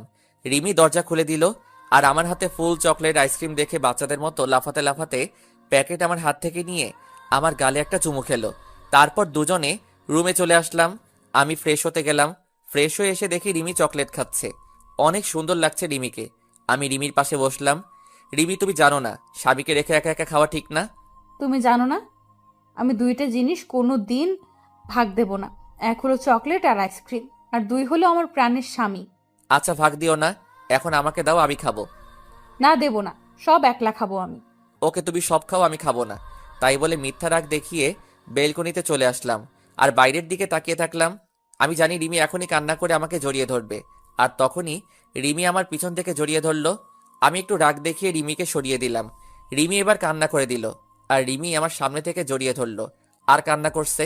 এবার আমি রিমিকে বললাম, এই পাগলি, কান্না করছো কেন তুমি? তুমি জানো না, তুমি যদি আমার উপর রাগ করে থাকো তাহলে আমি সহ্য করতে পারি না। আর আমার পাগলিটার চোখের পানি যে সহ্য করতে পারি না। তারপর রিমি পিছন থেকে একটা আইসক্রিম বের করে আমার সামনে ধরলো। আমি খাবো না, আমাকে জোর করে খাইয়ে দিল। তারপর আমি রিমিকে খাইয়ে দিলাম। তারপর বিছানায় শুয়ে পড়লাম, আর রিমি আমার বুকে শুয়ে পড়ল। কিছুদিন পরে আমি অফিসে বসে কাজ করছি। তখন রিমি আমাকে ফোন দিয়ে বলল, তুমি তাড়াতাড়ি বাসায় চলে আসো, যত তাড়াতাড়ি পারো বাসায় আসো। আমার কিছু বলার আগে ফোন কেটে দিল। আমি তো ভয় পেয়ে গেছি, আমার রিমির কিছু হলো না তো আবার। আমি অফিস থেকে বেরিয়ে খুব তাড়াতাড়ি বাসায় চলে আসলাম। এসে কলিং বেল বাজালাম, আর সাথে সাথে দরজা খুলে গেল। রিমি দরজা খুলে দিল। আমি তখন রিমিকে বললাম, কি হয়েছে তোমার? তুমি ঠিক আছো তো? তোমাকে এমন দেখাচ্ছে কেন? কি হয়েছে তোমার? দেখো কারা এসেছে, ড্রয়িং রুমে বসে আছে। আমি আস্তে আস্তে ড্রয়িং রুমে আসলাম। এসে বিরাট বড় একটা শক খেলাম। মনে হলো পৃথিবী সব থেমে পড়েছে। খুব অবাক হলাম। আমি ড্রয়িং রুমে আর কেউ নেই। আমার মা বাবা, অনিকা আর অনিকার বাবা আর ভাই বসে আছে। আমি আস্তে আস্তে তাদের কাছে গেলাম। আমি কি করব কিছু বুঝে উঠতে পারছি না। তখন আমার কান্না করতে করতে আমাকে জড়িয়ে ধরলো। আমিও কান্না করে দিলাম। তুই কোথায় ছিলি বাবা? আমাদের কথা তোর একবারও মনে পড়েনি? তোর আমাদের উপর এত অভিমান? আমরা তো তোকে না বুঝে অনেক কষ্ট দিয়েছি, ক্ষমা করে দে বাবা। আর আমাদের সাথে চল তোর নিজের বাড়ি। মা, কি বলছো এসব? তুমি কেন ক্ষমা চাচ্ছ? তোমরা তো আমাকে না বুঝে ভুল বুঝেছ। আর আমি কোথাও যাব না, আমি এখানে ভালো আছি। আর আমি বিয়ে করেছি মা। রিমি, এদিকে আসো। মা, এই হচ্ছে তোমার বৌমা, যে আমাকে অনেক ভালোবাসে, নিজের জীবনের থেকেও বেশি ভালোবাসে। এবার রিমি মাকে সালাম করলো।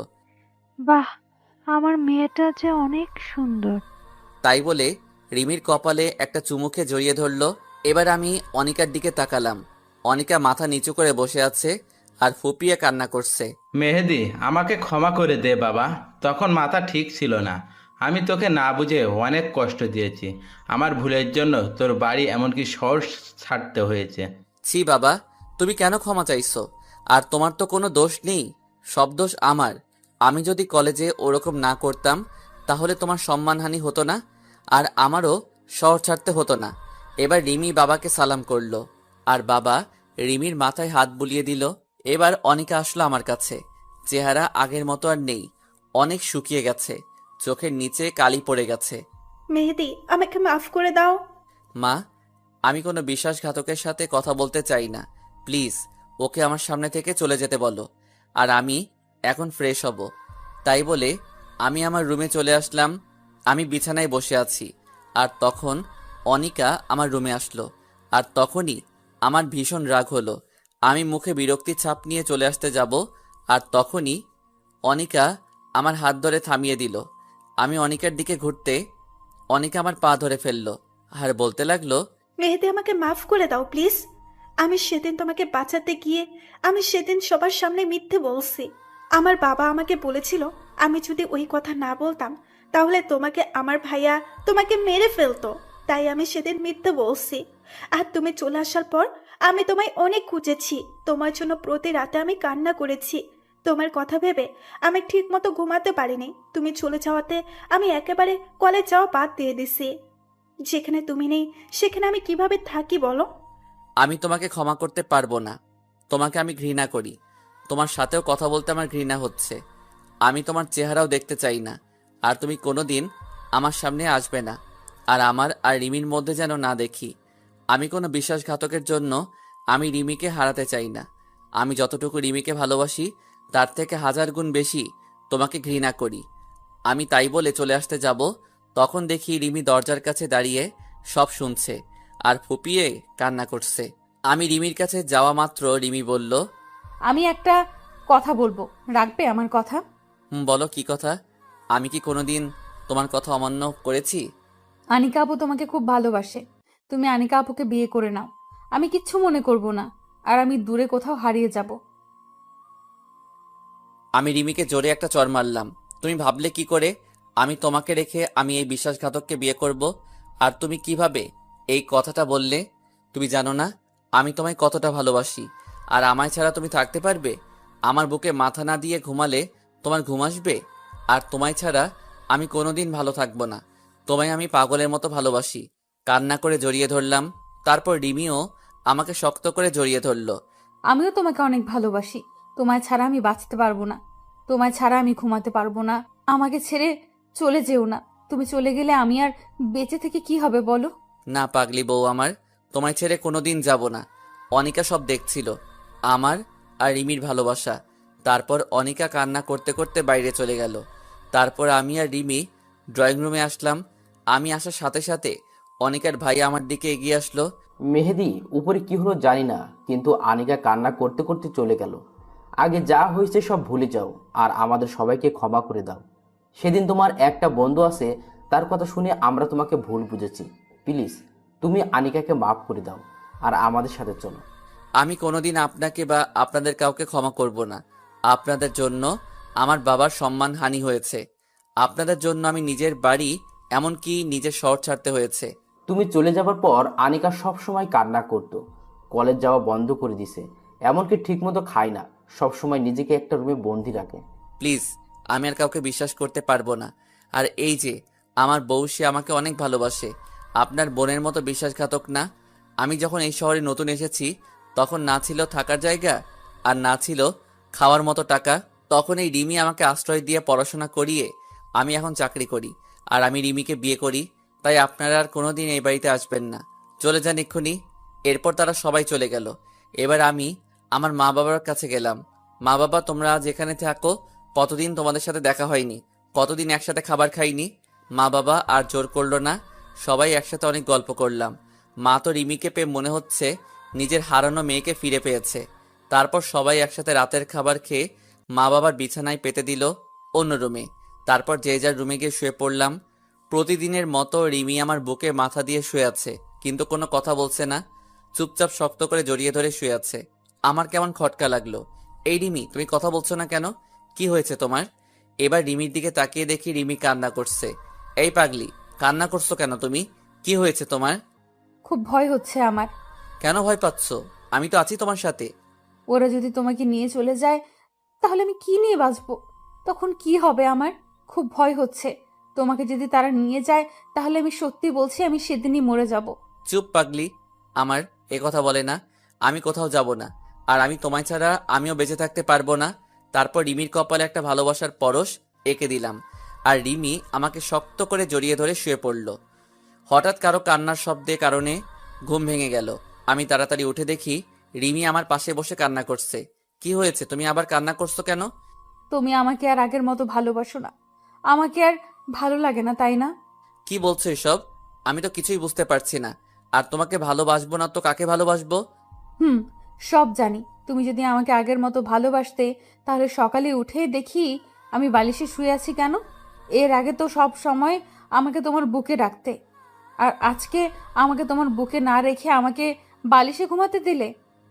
আমি এখন পুরনো হয়ে গেছি, তাই তো ভালো লাগে না, তাই না? ওলে আমার বাবুটা বুঝি রাগ করেছে?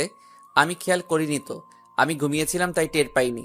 আসো বাবু, আমার বুকে আসো। তোমাকে আর কোনোদিন বালিশে ঘুমাতে দেব না। তাই বলে আমি আবার আমার পাগলিটাকে বুকে জড়িয়ে নিলাম, আর রিমি আমার বুকে গুটিসুটি মেরে শুয়ে থাকলো। তারপর সকালে উঠে দেখি মা নাস্তা বানাচ্ছে। রিমি দৌড়িয়ে গিয়ে মাকে জড়িয়ে ধরে বলল, মা তুমি নাস্তা তৈরি করছো কেন? আমি আছি তো। দেখো দিনিমা, কোনো দিন থাকতে তার মেয়েকে। তারপর রিমি আর মা একসাথে নাস্তা তৈরি করলো। আমি নাস্তা শেষে অফিসে চলে গেলাম। অফিসে লাঞ্চ টাইমে বসে আছি, তখন হঠাৎ করে একটা আনকমন নাম্বার থেকে ফোন আসলো। আমি ফোন রিসিভ করে সালাম দিলাম, কিন্তু সে সালামের উত্তর না দিয়ে বলল, বাবা তুমি তাড়াতাড়ি বাড়ি আসো, খুব টেনশন হচ্ছে, তাড়াতাড়ি বাড়ি আয়। তাই বলে ফোনটা রেখে দিল। আমি বুঝতে পারলাম মা ফোন দিয়েছে। আমি তাড়াতাড়ি অফিস থেকে বাড়ি চলে আসলাম। এসে যা দেখলাম তা আমি কখনো প্রস্তুত ছিলাম না। আমি রিমি বলে জোরে একটা চিৎকার দিলাম। আমি বাসায় গিয়ে দেখি রিমি অচেতন হয়ে বিছানায় শুয়ে আছে, আর মা রিমির মাথায় হাত বুলিয়ে দিচ্ছে। আমি তাড়াতাড়ি রিমির পাশে গিয়ে রিমির মাথাটা আমার কোলে তুলে নিলাম। মা কি হয়েছে রিমির? ও অচেতন হলো কিভাবে? বাবা রুম থেকে কিছু পড়ার শব্দ শুনে রুমে এসে দেখি রিমি এভাবে পড়ে আছে। তারপর তোকে ফোন দিলাম। আমি তাড়াতাড়ি ডাক্তার সাহেবকে ফোনে আসতে বললাম। মা বাবা নতুন জায়গা হয়তো কাউকে চিনে না, তাই ডাক্তারকে ফোন দিতে পারিনি। কিছুক্ষণ পর ডাক্তার আসলো। ডাক্তার রিমিকে পরীক্ষা করছে, আর আমি রিমির পাশে হাত ধরে বসে আছি। ডাক্তার একটা ইঞ্জেকশন দিয়ে দিল, আর বাইরে এসে বলল, মেহেদি সাহেব, আপনি মিষ্টি খাওয়ান তাড়াতাড়ি, আপনি বাবা হতে যাচ্ছেন। ডাক্তারের কথা শুনে যে কি পরিমাণ খুশি হয়েছি তা বলে বোঝাতে পারবো না। মনে হয় আমার জীবনের সবচেয়ে খুশির খবর এটা। তারপর ডাক্তারকে বিদায় দিয়ে আমি রিমির পাশে গিয়ে বসলাম। কিছুক্ষণ পর রিমির জ্ঞান ফিরল। তখনই মা বাবা রুম থেকে চলে গেল। আমার কি হয়েছিল? আমি তখন মাথাটা প্রচণ্ডভাবে ব্যথা হয়ে উঠল। তারপর আর কিচ্ছু মনে নাই। কি হয়েছে বলো আমায়? আর তোমার চেহারা এরকম গম্ভীর হয়ে আছে কেন? সত্যি বলবে আমায়? ডাক্তার বলল, তুমি আর কোনোদিন মা হতে পারবে না। মিথ্যা কথা বললাম রিমিকে সারপ্রাইজ দেব বলে। এবার কান্না করে দিল আর আমাকে জড়িয়ে ধরলো। না, তুমি মিথ্যা বলছো। আমি বিশ্বাস করি না। বলো তুমি মিথ্যা বলছো। আমি তোমাকে কোনো দিন বাবা ডাক শোনাতে পারবো না, তাই না? আর তখন তুমি আমাকে ছেড়ে চলে যাবে, তাই না? প্লিজ, তুমি আমাকে ছেড়ে চলে যেও না।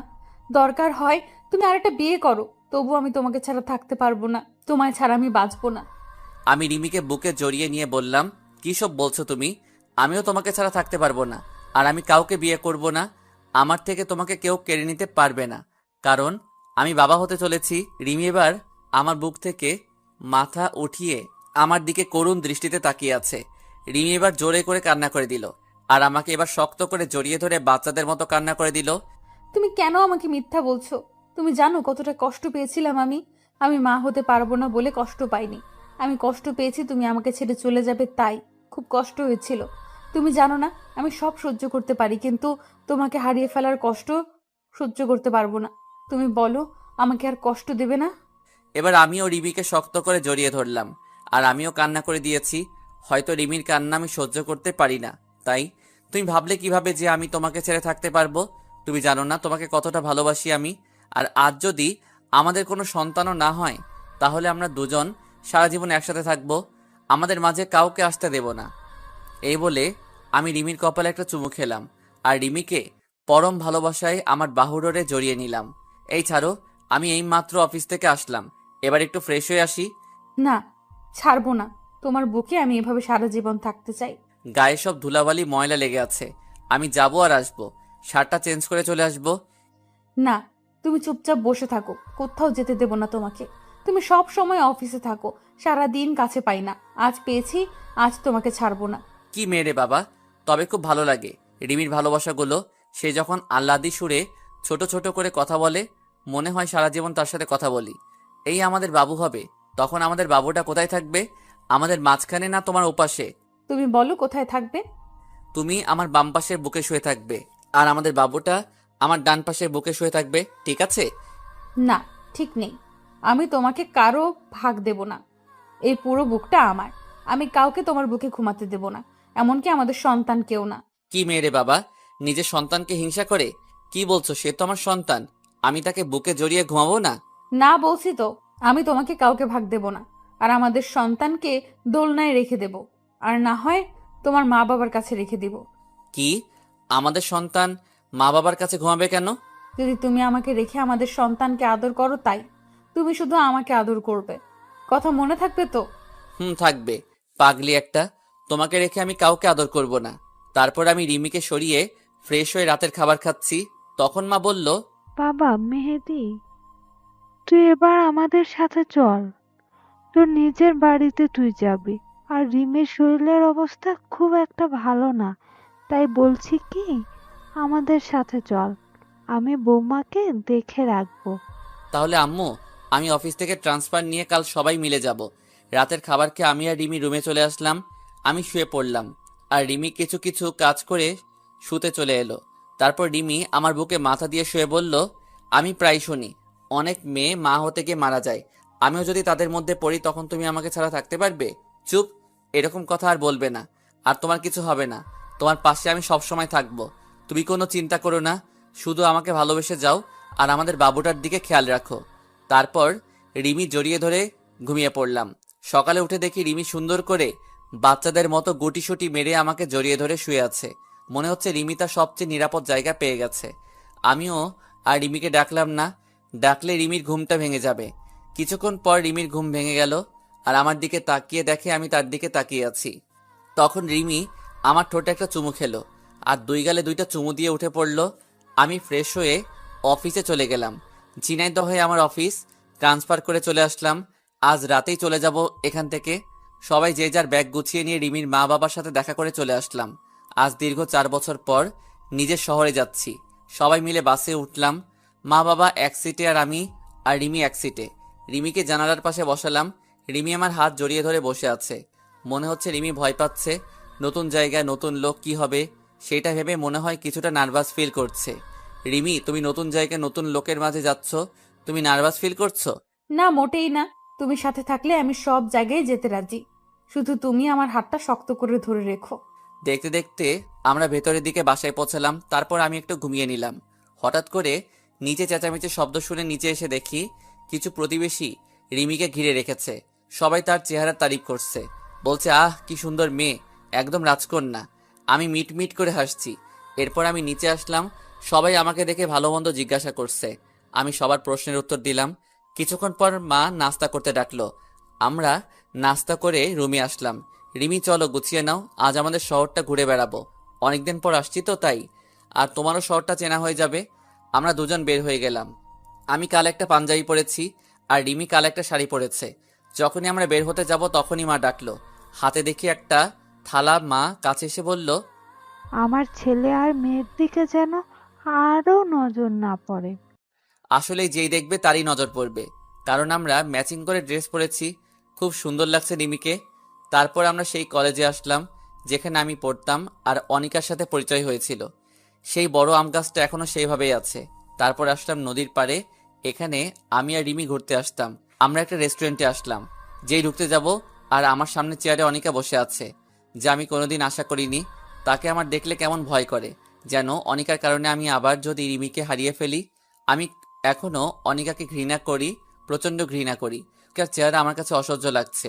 তারপরে আমি রিমি যে বাইরে চলে আসতে যাব, তখনই অনিকা আমাকে ডাকলো। আমি না শোনার ভান করে রিমিকে নিয়ে চলে আসতে যাব, তখনই অনিকা আমার সামনে এসে দাঁড়ালো। আপনি এরকমভাবে আমাদের পথ আটকালেন কেন? কি চান আপনি?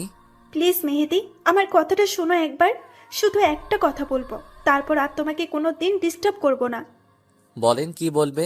আমি জানি তোমার সাথে আমি কত বড় অন্যায় করেছি। আমার জন্য তুমি অনেক কষ্ট পেয়েছো। আমার জন্য তুমি এত বছর তুমি তোমার আপনজনের অবহেলা পেয়েছো। আমি জানি তুমি আমাকে অনেক ঘৃণা করো, আমাকে তুমি একদমই সহ্য করতে পারো না। কিন্তু আমি যদি সেদিন একটু সাহস দেখাতাম, তাহলে হয়তো রিমির জায়গায় আমি থাকতাম। কিন্তু আমার কপালটাই খারাপ, আমি তোমাকে এখনো আগের মতো ভালোবাসি। তবে তুমি চিন্তা করো না, আমি তোমাদের মাঝে দেওয়াল হয়ে দাঁড়াবো না। শুধু আমাকে একবার ক্ষমা করে দাও। আমি তোমার ভালোবাসা নিয়ে দূরে সরে যাব, আর কোনো দিন তোমার সামনে আসবো না। এই বলে অনিকা কান্না করতে করতে চলে গেল। আমি আর রিমি ওখান থেকে চলে আসতে যাব, তখনই দেখি আনিকার বড় ভাই সেখানে দাঁড়িয়ে আমার দিকে রাগী দৃষ্টিতে তাকিয়ে আছে। মনে হয় আমাকে একা পেলে চিবিয়ে খেয়ে ফেলতো। আমি তাড়াতাড়ি ওখান থেকে চলে আসলাম। তারপর বাড়ি এসে রিমিকে রেখে চলে গেলাম আমার জানের জিগের দোস্ত রাজুর কাছে। আমি রাজুর বাড়ির সামনে দাঁড়িয়ে কলিং বেল বাজালাম। কিছুক্ষণ পর দরজা খুলে দিল। দরজা খুলল রাজুর মা। আন্টি কেমন আছেন? আমাকে চিনতে পারছেন? আমি মেহেদি। এইবার রাজুর মা খুব খুশি হয়ে, বাবা, তুই কতদিন পরে এলি? সেই চলে গেলি, আর ফিরে আসলে না। আন্টি রাজু কই? রাজু তার রুমে আছে, যাও দেখা করে আসো। আমি রাজুর রুমে গিয়ে দেখি রাজু চোখ বন্ধ করে হেডফোনে গান শুনছে। আমি আস্তে আস্তে রাজুর কাছে গিয়ে রাজুকে একটা চড় মারলাম আস্তে করে। রাজু ভয় পেয়ে তাড়াতাড়ি উঠে পড়ল। আর রাজু সামনে তাকিয়ে দেখে আমি দাঁড়িয়ে আছি। রাজু দৌড়িয়ে আমাকে জড়িয়ে ধরে বলল, কেমন আছিস দোস্ত? তুই চলে যাওয়ার পর থেকে আমি আড্ডা মারা বন্ধ করে দিছি। তুই না থাকলে কিভাবে মজা হবে বল? এবার থেকে আবার আড্ডা হবে। আমি চলে আসছি না? চল আগে ভাবির সাথে দেখা করে আসি। চলো, কিন্তু ভাবিকে পেয়ে যেন আমাকে ভুলে যাস না শালা। তারপর দুজনে চলে আসলাম আমাদের বাসায়। তারপর রুমে ঢুকে দেখি রিমি কাপড় গুছিয়ে আলমারিতে রাখছে। আমি পিছন থেকে গিয়ে রিমিকে জড়িয়ে ধরলাম। রিমি ভয় পেয়ে বলল, এভাবে কেউ জড়িয়ে ধরে? আমি তো ভয় পেয়ে গেছি। তারপর আমি রাজুর সাথে রিমির পরিচয় করিয়ে দিলাম। এভাবে আমাদের সুখের সংসার চলতে থাকলো। তবে এখন আর অনিকাকে দেখা যায় না, আর ডিস্টার্বও করে না। কিন্তু আমার মনে হয় কেউ আমার পিছু নিচ্ছে। এভাবে আমার আর রিমির সংসার 8 মাস চলে গেল। আজ আমি অফিসে বসে কাজ করছি, তখন আমার বাবা ফোন দিয়ে বলল রিমিকে হাসপাতালে নেওয়া হয়েছে। রিমির ডেলিভারি পেইন উঠেছে। তাই আমিও সবকিছু ফেলে তাড়াতাড়ি হাসপাতালে চলে আসলাম। এসে দেখি রিমিকে ওটিতে নেওয়া হয়েছে। আমি বাইরে অপেক্ষা করছি, খুব টেনশন হচ্ছে। কিছুক্ষণ পর ডাক্তার বের হয়ে আসলো। আমি সাথে সাথে ডাক্তারের কাছে গেলাম। ডাক্তার, কি হয়েছে আমার রিমির? আপনি কিছু বলছেন না কেন? মেহেদি সাহেব, আপনার মেয়ে হয়েছে আর বাচ্চার মা সরি। তাই বলে ডাক্তার চলে গেল। আমি সাথে সাথে সেখানে চুপ করে বসে পড়লাম। আমার মাথা কিছু কাজ করছিল না। কি করব আমি? কিভাবে থাকবো রিমিকে ছাড়া? তারপর আমি দৌড়িয়ে রিমির কাছে গেলাম। যে দেখি রিমি চোখ বুজে শুয়ে আছে। আমি রিমিকে জড়িয়ে ধরে কান্না শুরু করে দিলাম। তুমি কথা দিয়েছিলে তুমি আমাকে ছেড়ে কোথাও যাবে না, তাহলে কেন চলে গেলে? আমি কিভাবে বাঁচবো তোমাকে ছাড়া? আমি রিমিকে জড়িয়ে ধরে কান্না করছি। তারপর হঠাৎ করে কেউ আমাকে জড়িয়ে ধরলো আর বলছে, তোমাকে ছেড়ে কোথাও যাব না পাগল। এবার চোখ খুলে তাকিয়ে দেখি রিমি আমাকে জড়িয়ে ধরে আছে। আর রিমি আমার দিকে তাকিয়ে মিটমিট করে হাসছে। তারপর আমি রিমিকে শক্ত করে জড়িয়ে ধরে রাখলাম। আর কোনোদিন রিমিকে হারিয়ে যেতে দেব না। তারপর রিমিকে এক ঝাটকায় সরিয়ে দিয়ে বললাম, তুমি আমার সাথে এরকম অভিনয় করলে কেন? তুমি আমাকে কষ্ট দিয়ে খুব মজা পাও, তাই না? তুমিও একদিন আমার সাথে মজা করেছিলে, মনে আছে? আমিও সেদিন অনেক কান্না করেছিলাম, তাই আজকে আমি প্রতিশোধ নিলাম। এরকম মজার কোনোদিন করবে না তুমি। জানো কত কষ্ট পেয়েছি। তারপর আমার রাজকন্যাকে কোলে নিয়ে বললাম, দেখেছো, আমি বলেছিলাম না আমাদের তোমার মতো একটা রাজকন্যা হবে? তারপর আমার রাজকন্যাকে একটা চুমু দিয়ে রিমির কপালে একটা চুমু দিলাম। কিছুদিন পর আমি রিমিকে হাসপাতাল থেকে বাসায় নিয়ে আসলাম। তারপর রাতে ঘুমাতে গিয়ে রিমির পাগলামি দেখে আমি না হেসে পারলাম না। রিমি আমাদের মেয়েকে নিয়ে বাইরে যাচ্ছে। তখন আমি বললাম, এই জিনাতকে কোথায় নিয়ে যাচ্ছ? কেন? আব্বু আম্মুর কাছে রেখে আসতে যাচ্ছি। না, তুমি আমার মেয়েকে আমার পাশে রাখো।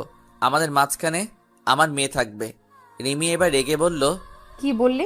তোমাকে আমি প্রথমে বলেছিলাম না তোমার আমার মাঝে কেউ থাকবে না, এমনকি আমাদের সন্তানও না। তোমার বুকে মাথা না রাখলে আমার ঘুম আসে না, তুমি জানো না?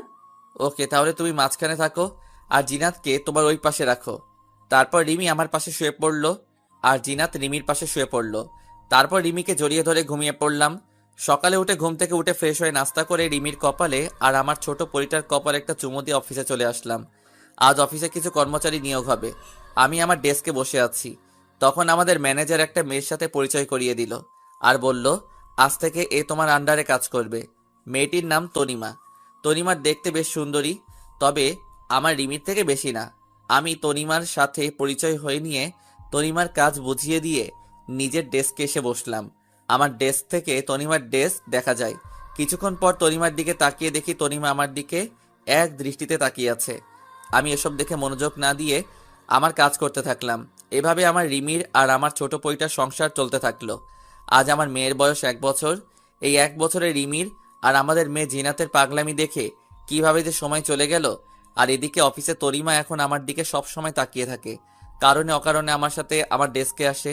আজ অফিস থেকে বাড়ি আসতে যাব, তখন তনিমা আমাকে কফি খাওয়ার জন্য বলল। আমিও মানা করতে পারলাম না। সব সময় অফিস বাড়ি করতে করতে আমারও কেমন অধৈর্য হয়ে গেছে, তাই আমিও রাজি হয়ে গেলাম। কফি শপ থেকে তনিমাকে বিদায় দিয়ে আমি বাড়ি চলে আসলাম। Calling bell বাজালাম। কিছুক্ষণ পর আমার মা দরজা খুলে দিল। আমি বেশ অবাক হলাম, কারণ এই পর্যন্ত প্রতিদিন রিমি দরজা খুলে দেয়। মা, তুমি দরজা খুলছো কেন? রিমি কই? রিমি উপরে আছে, মনে হয় শুয়ে আছে, তাই আমি দরজা খুলে দিলাম। আমি উপরে গিয়ে দেখি জিনাত ঘুমিয়ে আছে। বেশ অবাক হলাম, কারণ আমি আসার আগে কোনো দিন রিমি জিনাতকে ঘুমাতে দেয় না। আর রিমিকে কোথাও দেখা যাচ্ছে না। সব জায়গায় খুঁজলাম, কিন্তু পেলাম না। এবার আমি ছাদে উঠে দেখি রিমি ছাদের এক কোণায় চুপটি করে দাঁড়িয়ে আছে। আমি রিমিকে ডাক দিলাম। রিমি আমার ডাক শুনে রিমি তাড়াতাড়ি করে তার চোখ মুছে দিল। কি ব্যাপার, তুমি এত রাতে ছাদে কেন? তাই বলে রিমিকে আমার দিকে ফিরালাম। দেখি রিমির চোখ লাল হয়ে আছে, মনে হয় কান্না করেছে। না, আমার কিচ্ছু হয়নি, চলো নিয়ে চলো। এই বলে রিমি আগে আগে নিচে নেমে গেল। মেহেদি বেশ অবাক হলো, কারণ আমি অফিস থেকে বাড়ি আসলে আগে রিমি আমাকে জড়িয়ে ধরে আমার গালে একটা চুমু দেয়। কিন্তু আজ রিমির কি হলো যে সব ভুলে গেছে? রাতে সবাই একসাথে খেয়ে যখন ঘুমাতে যাব, তখন দেখি রিমি ওই পাশে শুয়ে আছে আর জিনাত আমাদের মাঝখানে শুয়ে আছে। আমি রিমির এমন পরিবর্তন দেখে খুব অবাক হলাম। কি হয়েছে রিমি তোমার? তুমি আজ ওপাশে শুয়ে পড়লে কেন? না, কিচ্ছু হয়নি, এমনি ভালো লাগছে না, তাই এদিকে শুয়ে পড়লাম। তাই বলে রিমি অন্যদিকে মুখ করে শুয়ে পড়ল। আমি বেশ অবাক হলাম, কারণ রিমি এই পর্যন্ত যতবারই মন খারাপ হয় ততবারই আমাকে জড়িয়ে ধরে ঘুমাতো। তবে আজ কি হলো রিমির? এভাবে আমার সারা রাত ঘুম আসলো না। সকালে ঘুম থেকে উঠে দেখি রিমি পাশে নেই। রিমি এরকম করছে কেন? আমাকে অবহেলা করছে কেন? আমাকে এড়িয়ে চলছে কেন? কি হয়েছে রিমির? তাই বলে আমি ফ্রেশ হতে চলে গেলাম। তারপর নাস্তা করে অফিসে যাব, তখন রিমি আমার কাছে এসে আমাকে জড়িয়ে ধরে চুমু খায়। কিন্তু আজ কেন আসলো না? আমি কিছুই বুঝতে পারছি না। আমি রিমিকে ডাক দিলাম, কিন্তু কোনো সাড়া শব্দ নেই। তাই আমি কিচেনে গেলাম। গিয়ে দেখি রিমি রান্না করছে। কি হলো, তুমি শুনতে পারছো না? তোমায় কখন থেকে ডাকছি, শুনতে পারছো না? দেখছো না কাজ করছি, তাও আবার এত ডাকার কি হলো? আমার বুকের মধ্যে কেমন একটা ব্যথা হয়ে উঠল রিমির এমনভাবে কথা শুনে। রিমি আমার সাথে এমনভাবে কথা বলছে কেন, বুঝতে পারছি না। তারপর নাস্তা না করে অফিসে চলে আসলাম। আমার কোনো কাজে মন বসছে না। রিমির মাঝে কেন এমন পরিবর্তন হলো? খুব খারাপ লাগছে আমার। তখন দেখি তনিমা আসলো আমার ডেস্কে। কি ব্যাপার মেহেদি সাহেব, এমন মন খারাপ কেন? মুখটা মলিন করে বসে আছেন। না, কিছু হয়নি, এমনি বসে আছি। কিছু বলবেন? না কিছু না, আপনি মুখ কালো করে বসে আছেন, তাই জিজ্ঞেস করলাম।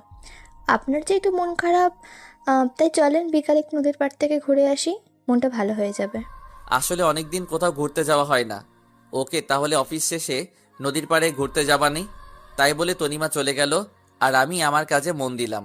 আমি দুপুরে লাঞ্চের জন্য অপেক্ষা করছি, কিন্তু রিমি এখন আমাকে ফোন কেন করলো না? আগে যতক্ষণ না আমি লাঞ্চ করব ততক্ষণ রিমি ফোন দিয়েই যাবে। কিন্তু আজ কি হলো রিমির? রিমির এমন পরিবর্তন আমি মেনে নিতে পারছি না।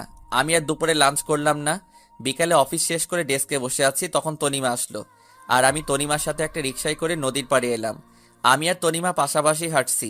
তখন তনিমা পা পিছলিয়ে পড়ে যাচ্ছিল। আমি কোনোভাবে তাকে ধরে ফেলে আর রিমিও আমার গলা জড়িয়ে ধরে রাখে। তারপর তনিমাকে সরিয়ে আরো কিছুক্ষণ ঘরে যে যার বাড়ি চলে আসলাম। আমি আমার বাড়ির সামনে দাঁড়িয়ে কলিং বেল বাজালাম, কিন্তু এত দেরি তো কোনোদিন হয় না। কিছুক্ষণ পর আম্মু এসে দরজা খুলে দিল। আমি আবার কালকের মতো অবাক হলাম। আমি আম্মুর সাথে কথা বলে উপরে চলে আসলাম। এসে দেখি আমাদের মেয়ে জিনাত নিচে ঘুমিয়ে আছে, আর রিমি বিছানায় এক কোণায় বসে বসে মাথা নিচু করে কান্না করছে। আমি তাড়াতাড়ি করে জিনাতকে বিছানায় শুইয়ে দিলাম। তারপর রিমির কাছে গেলাম। রিমি, তুমি কাঁদছো কেন? আর জিনাত নিচে শুয়ে আছে কেন? জিনাতের তো ঠান্ডা লাগবে। আর কি হয়েছে তোমার? তুমি এভাবে কান্না করছো কেন? আর তোমার মধ্যে এত পরিবর্তন কিভাবে আসলো? তুমি আজ লাঞ্চের সময় আমাকে ফোন করনি কেন? আর দরজা মা খুলে দেয় কেন? কি হয়েছে তোমার, বলবে তো আমায়? পরিবর্তন আমার না, তোর হয়েছে। আমাকে এখন ভালো লাগে না বললেই হতো। কেন আমার জীবন নিয়ে খেলা করছিস? কি দোষ করেছি আমি যে আমার সাথে তুই এমন করবি? তোকে তো আমি নিজের জীবনের চাইতেও বেশি ভালোবাসি। তাহলে কেন তুই অন্য মেয়ের সাথে লুতুপুতু করিস? তোর কাছে তো শুধু আমি কিচ্ছু চাইনি, শুধু একটু ভালোবাসা চেয়েছি। আর তুই কি না নিজের ঘরের বউ রেখে অন্য মেয়ের সাথে লুতুপুতু করিস? তুই এরকম লুচ্চা ছেলে আমি আগে জানলে কোনো দিন তোকে বিয়ে করতাম না। আমি এবার রিমিকে জোরে একটা চড় মারলাম, কারণ রিমি যা বলছে আমি সব সহ্য করতে পারবো না। কিন্তু লুচ্চা বলেছে, তাই আর নিজের রাগটাকে কন্ট্রোল করতে পারিনি, তাই একটা চড় মারছি। দেখো রিমি, একদম আবোল তাবোল কথা বলবে না। আর তুমি কি বললে? আমি অন্য মেয়ের সাথে লুতুপুতু করছি, তাই না? তুমি ভাবলে কিভাবে আমি অন্য মেয়ের সাথে লুচ্চামি করছি? অন্তত তোমার মুখ থেকে আমি এ কথা আশা করিনি। তোমার কোথাও ভুল হচ্ছে রিমি। আমি তোমাকে ছাড়া কোনো মেয়েকে ভাবতে পারি না। আর তুমি বলছো আমাকে আর ভালো না লাগলে ছেড়ে দাও। আমি একদম আবোল তাবোল কথা বলছি না। আমি যা বলছি সব সত্যি কথা। এখন উচিত কথা বলছি তো, তাই গায়ে লাগছে, তাই না? যদি আমাকে আর ভালো না লাগে তাহলে আমাকে ডিভোর্স দিয়ে সেই মেয়েকে বিয়ে করে নাও। তাহলে তোমাদের মাঝে আর আমি বাধা হয়ে দাঁড়াবো না। আমি আমার মেয়ে নিয়ে চলে যাব তোমাদের জীবন থেকে, তাহলে কেউ বাধা দেবে না। তাই বলে রিমি বিছানায় অন্যদিকে মুখ করে শুয়ে পড়ল। আর আমি রিমির কথা শুনে যেন আমার মাথায় আকাশ ভেঙে পড়ল। আমার মাথা কোনো কাজ করছে না, চোখ দিয়ে অনবরত পানি বের হয়ে যাচ্ছে। তারপর আমি ছাদে চলে আসলাম। আজ আমার কষ্টটা সবচেয়ে বেশি।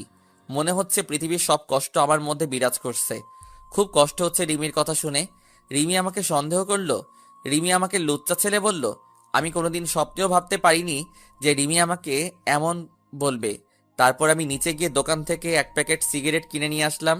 আজ অনেক দিন পর সিগারেট খাচ্ছি। যদি মনে কষ্টগুলো যদি এইভাবে ধোয়ার সাথে বের করতে পারতাম, তাহলে পৃথিবীতে আর কারো কষ্ট হতো না। রিমিকে আমি অনেক ভালোবাসি। রিমি আমাকে সন্দেহ করলো। আমার ভাবতে কষ্ট হচ্ছে যে রিমি আমার সাথে এমন ব্যবহার করলো। তারপর সব সিগারেট শেষ করে রাত 2টার দিকে রুমে আসলাম। দেখি আমার পরীটা ঘুমিয়ে আছে। আমি আস্তে আস্তে করে জিনার কপালে একটা চুমু খেলাম, আর রিমির কপালে চুমু খেয়ে আমি নিজের জায়গায় শুয়ে পড়লাম। সকালে ঘুম থেকে উঠে দেখি সকাল 10টা বাজে, আর রিমি, জিনাত কেউ নেই পাশে। আজ রিমি আমাকে ডাকলো না অফিস যাওয়ার জন্য। কিছুক্ষণ বিছানায় বসে রিমির কথা ভাবছিলাম। তারপর ফ্রেশ হয়ে নিচে গিয়ে দেখি জিনাত তার দাদির সাথে খেলা করছে, আর রিমি রান্নাঘরে রান্না করছে। আমি নিচে আসতেই মা বলল, মেহেদি, আজ অফিস যাসনি বাবা? না মা, আজ শরীরটা ভালো লাগছে না, তাই আজ যাইনি। তারপর কিচেনে চলে গেলাম। গিয়ে দেখি রিমি দাঁড়িয়ে আছে। আমি পিছন থেকে রিমিকে জড়িয়ে ধরলাম, কিন্তু রিমি আমাকে এক ঝটকে সরিয়ে দিল।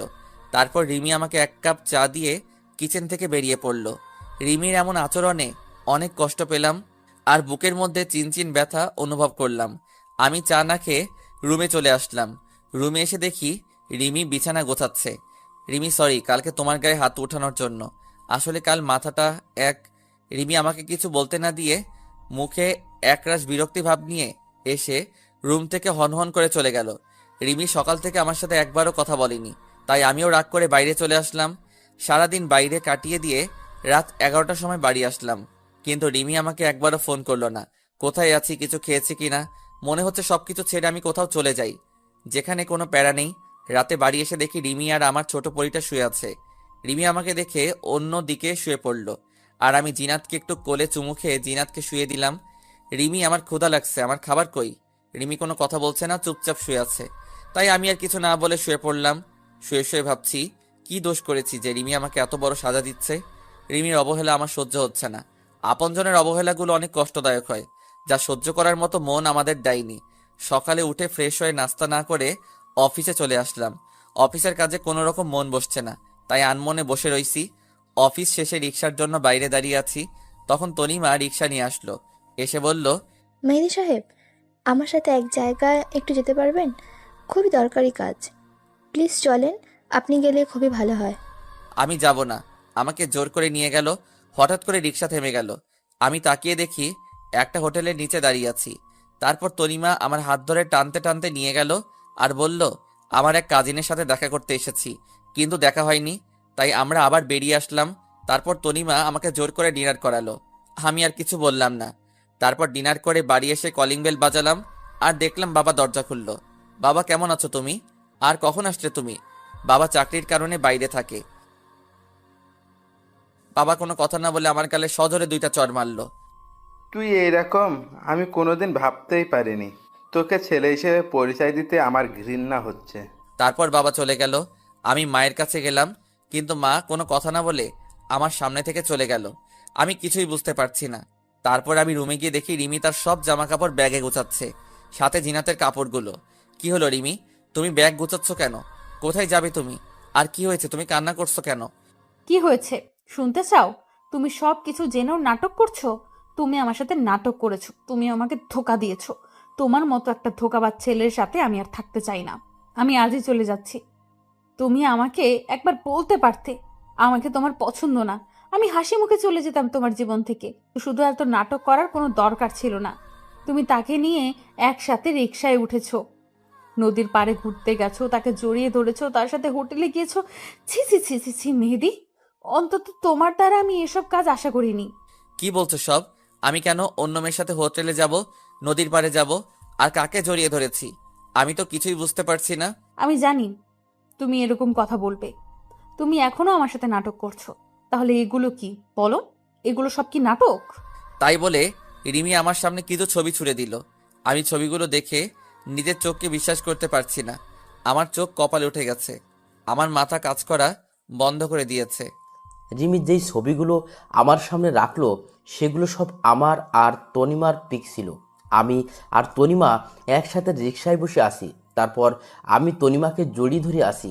আমি আর তনিমা একটা হোটেলে একটা রুমে উলঙ্গ অবস্থায় দাঁড়িয়ে আসি।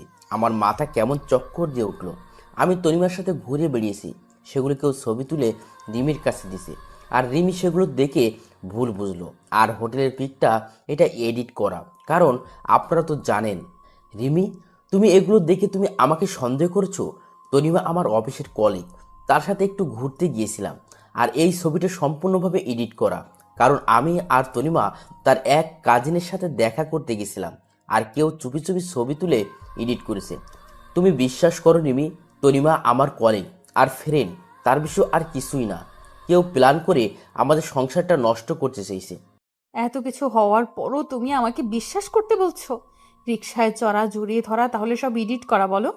রিমি, তুমি বিশ্বাস করো, আমার আর তনিমার মধ্যে সেরকম কিছুই নাই।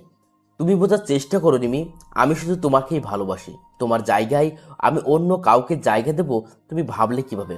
আমি অত কিছু শুনতে চাই না। আমি তোমার কাছে আর থাকবো না। তুমি একটা বিশ্বাসঘাতক।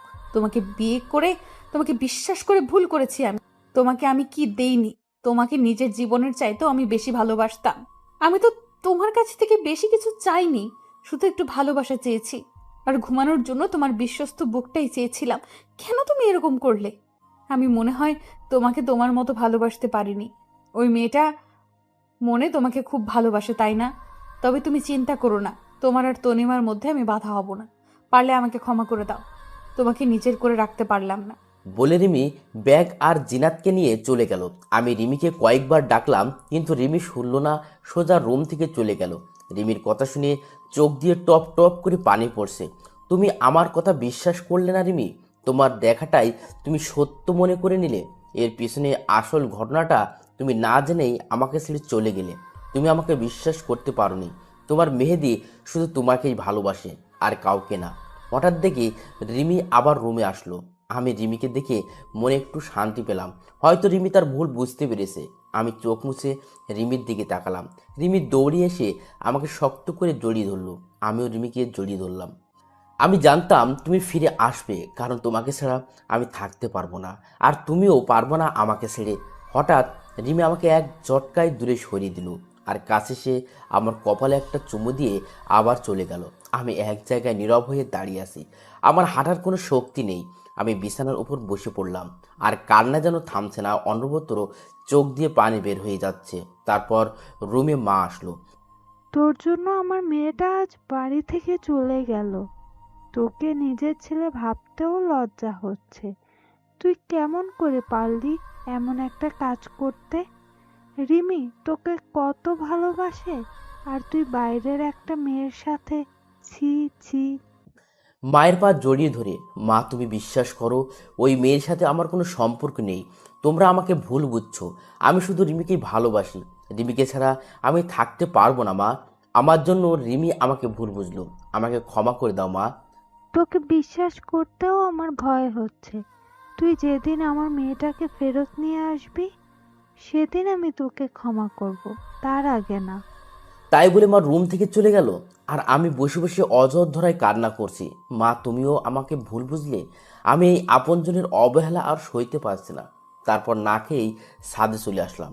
আজ জ্যোৎস্নার রাত কত সুন্দরভাবে আলো ছড়িয়ে দিচ্ছে। শুধু আমার মনের ভিতর অন্ধকার হয়ে আছে, আর সেখানে ঘুরে বেড়াচ্ছে কারো ভুল বুঝে ছেড়ে যাওয়ার কষ্ট, আর কারো অবহেলা। সারা রাত চাঁদের দিকে তাকিয়ে রাতটুকু পার করে দিলাম, আর অনবরত চোখ দিয়ে পানি পড়ছে। খুব কষ্ট হচ্ছে। আমার মনে হচ্ছে এই জীবনটা যদি এখনই থেমে যেত তাহলে আমাকে আর কষ্ট পেতে হতো না। এভাবে রিমির কথা ভাবতে সকাল হয়ে গেছে। এখনো ছাদে বসে আছি। আজ আর অফিস যাব না। কি হবে অফিসে গিয়ে? যার সুখের জন্য চাকরি করতাম সেই যদি আজ না থাকে তাহলে কি হবে অফিস গিয়ে?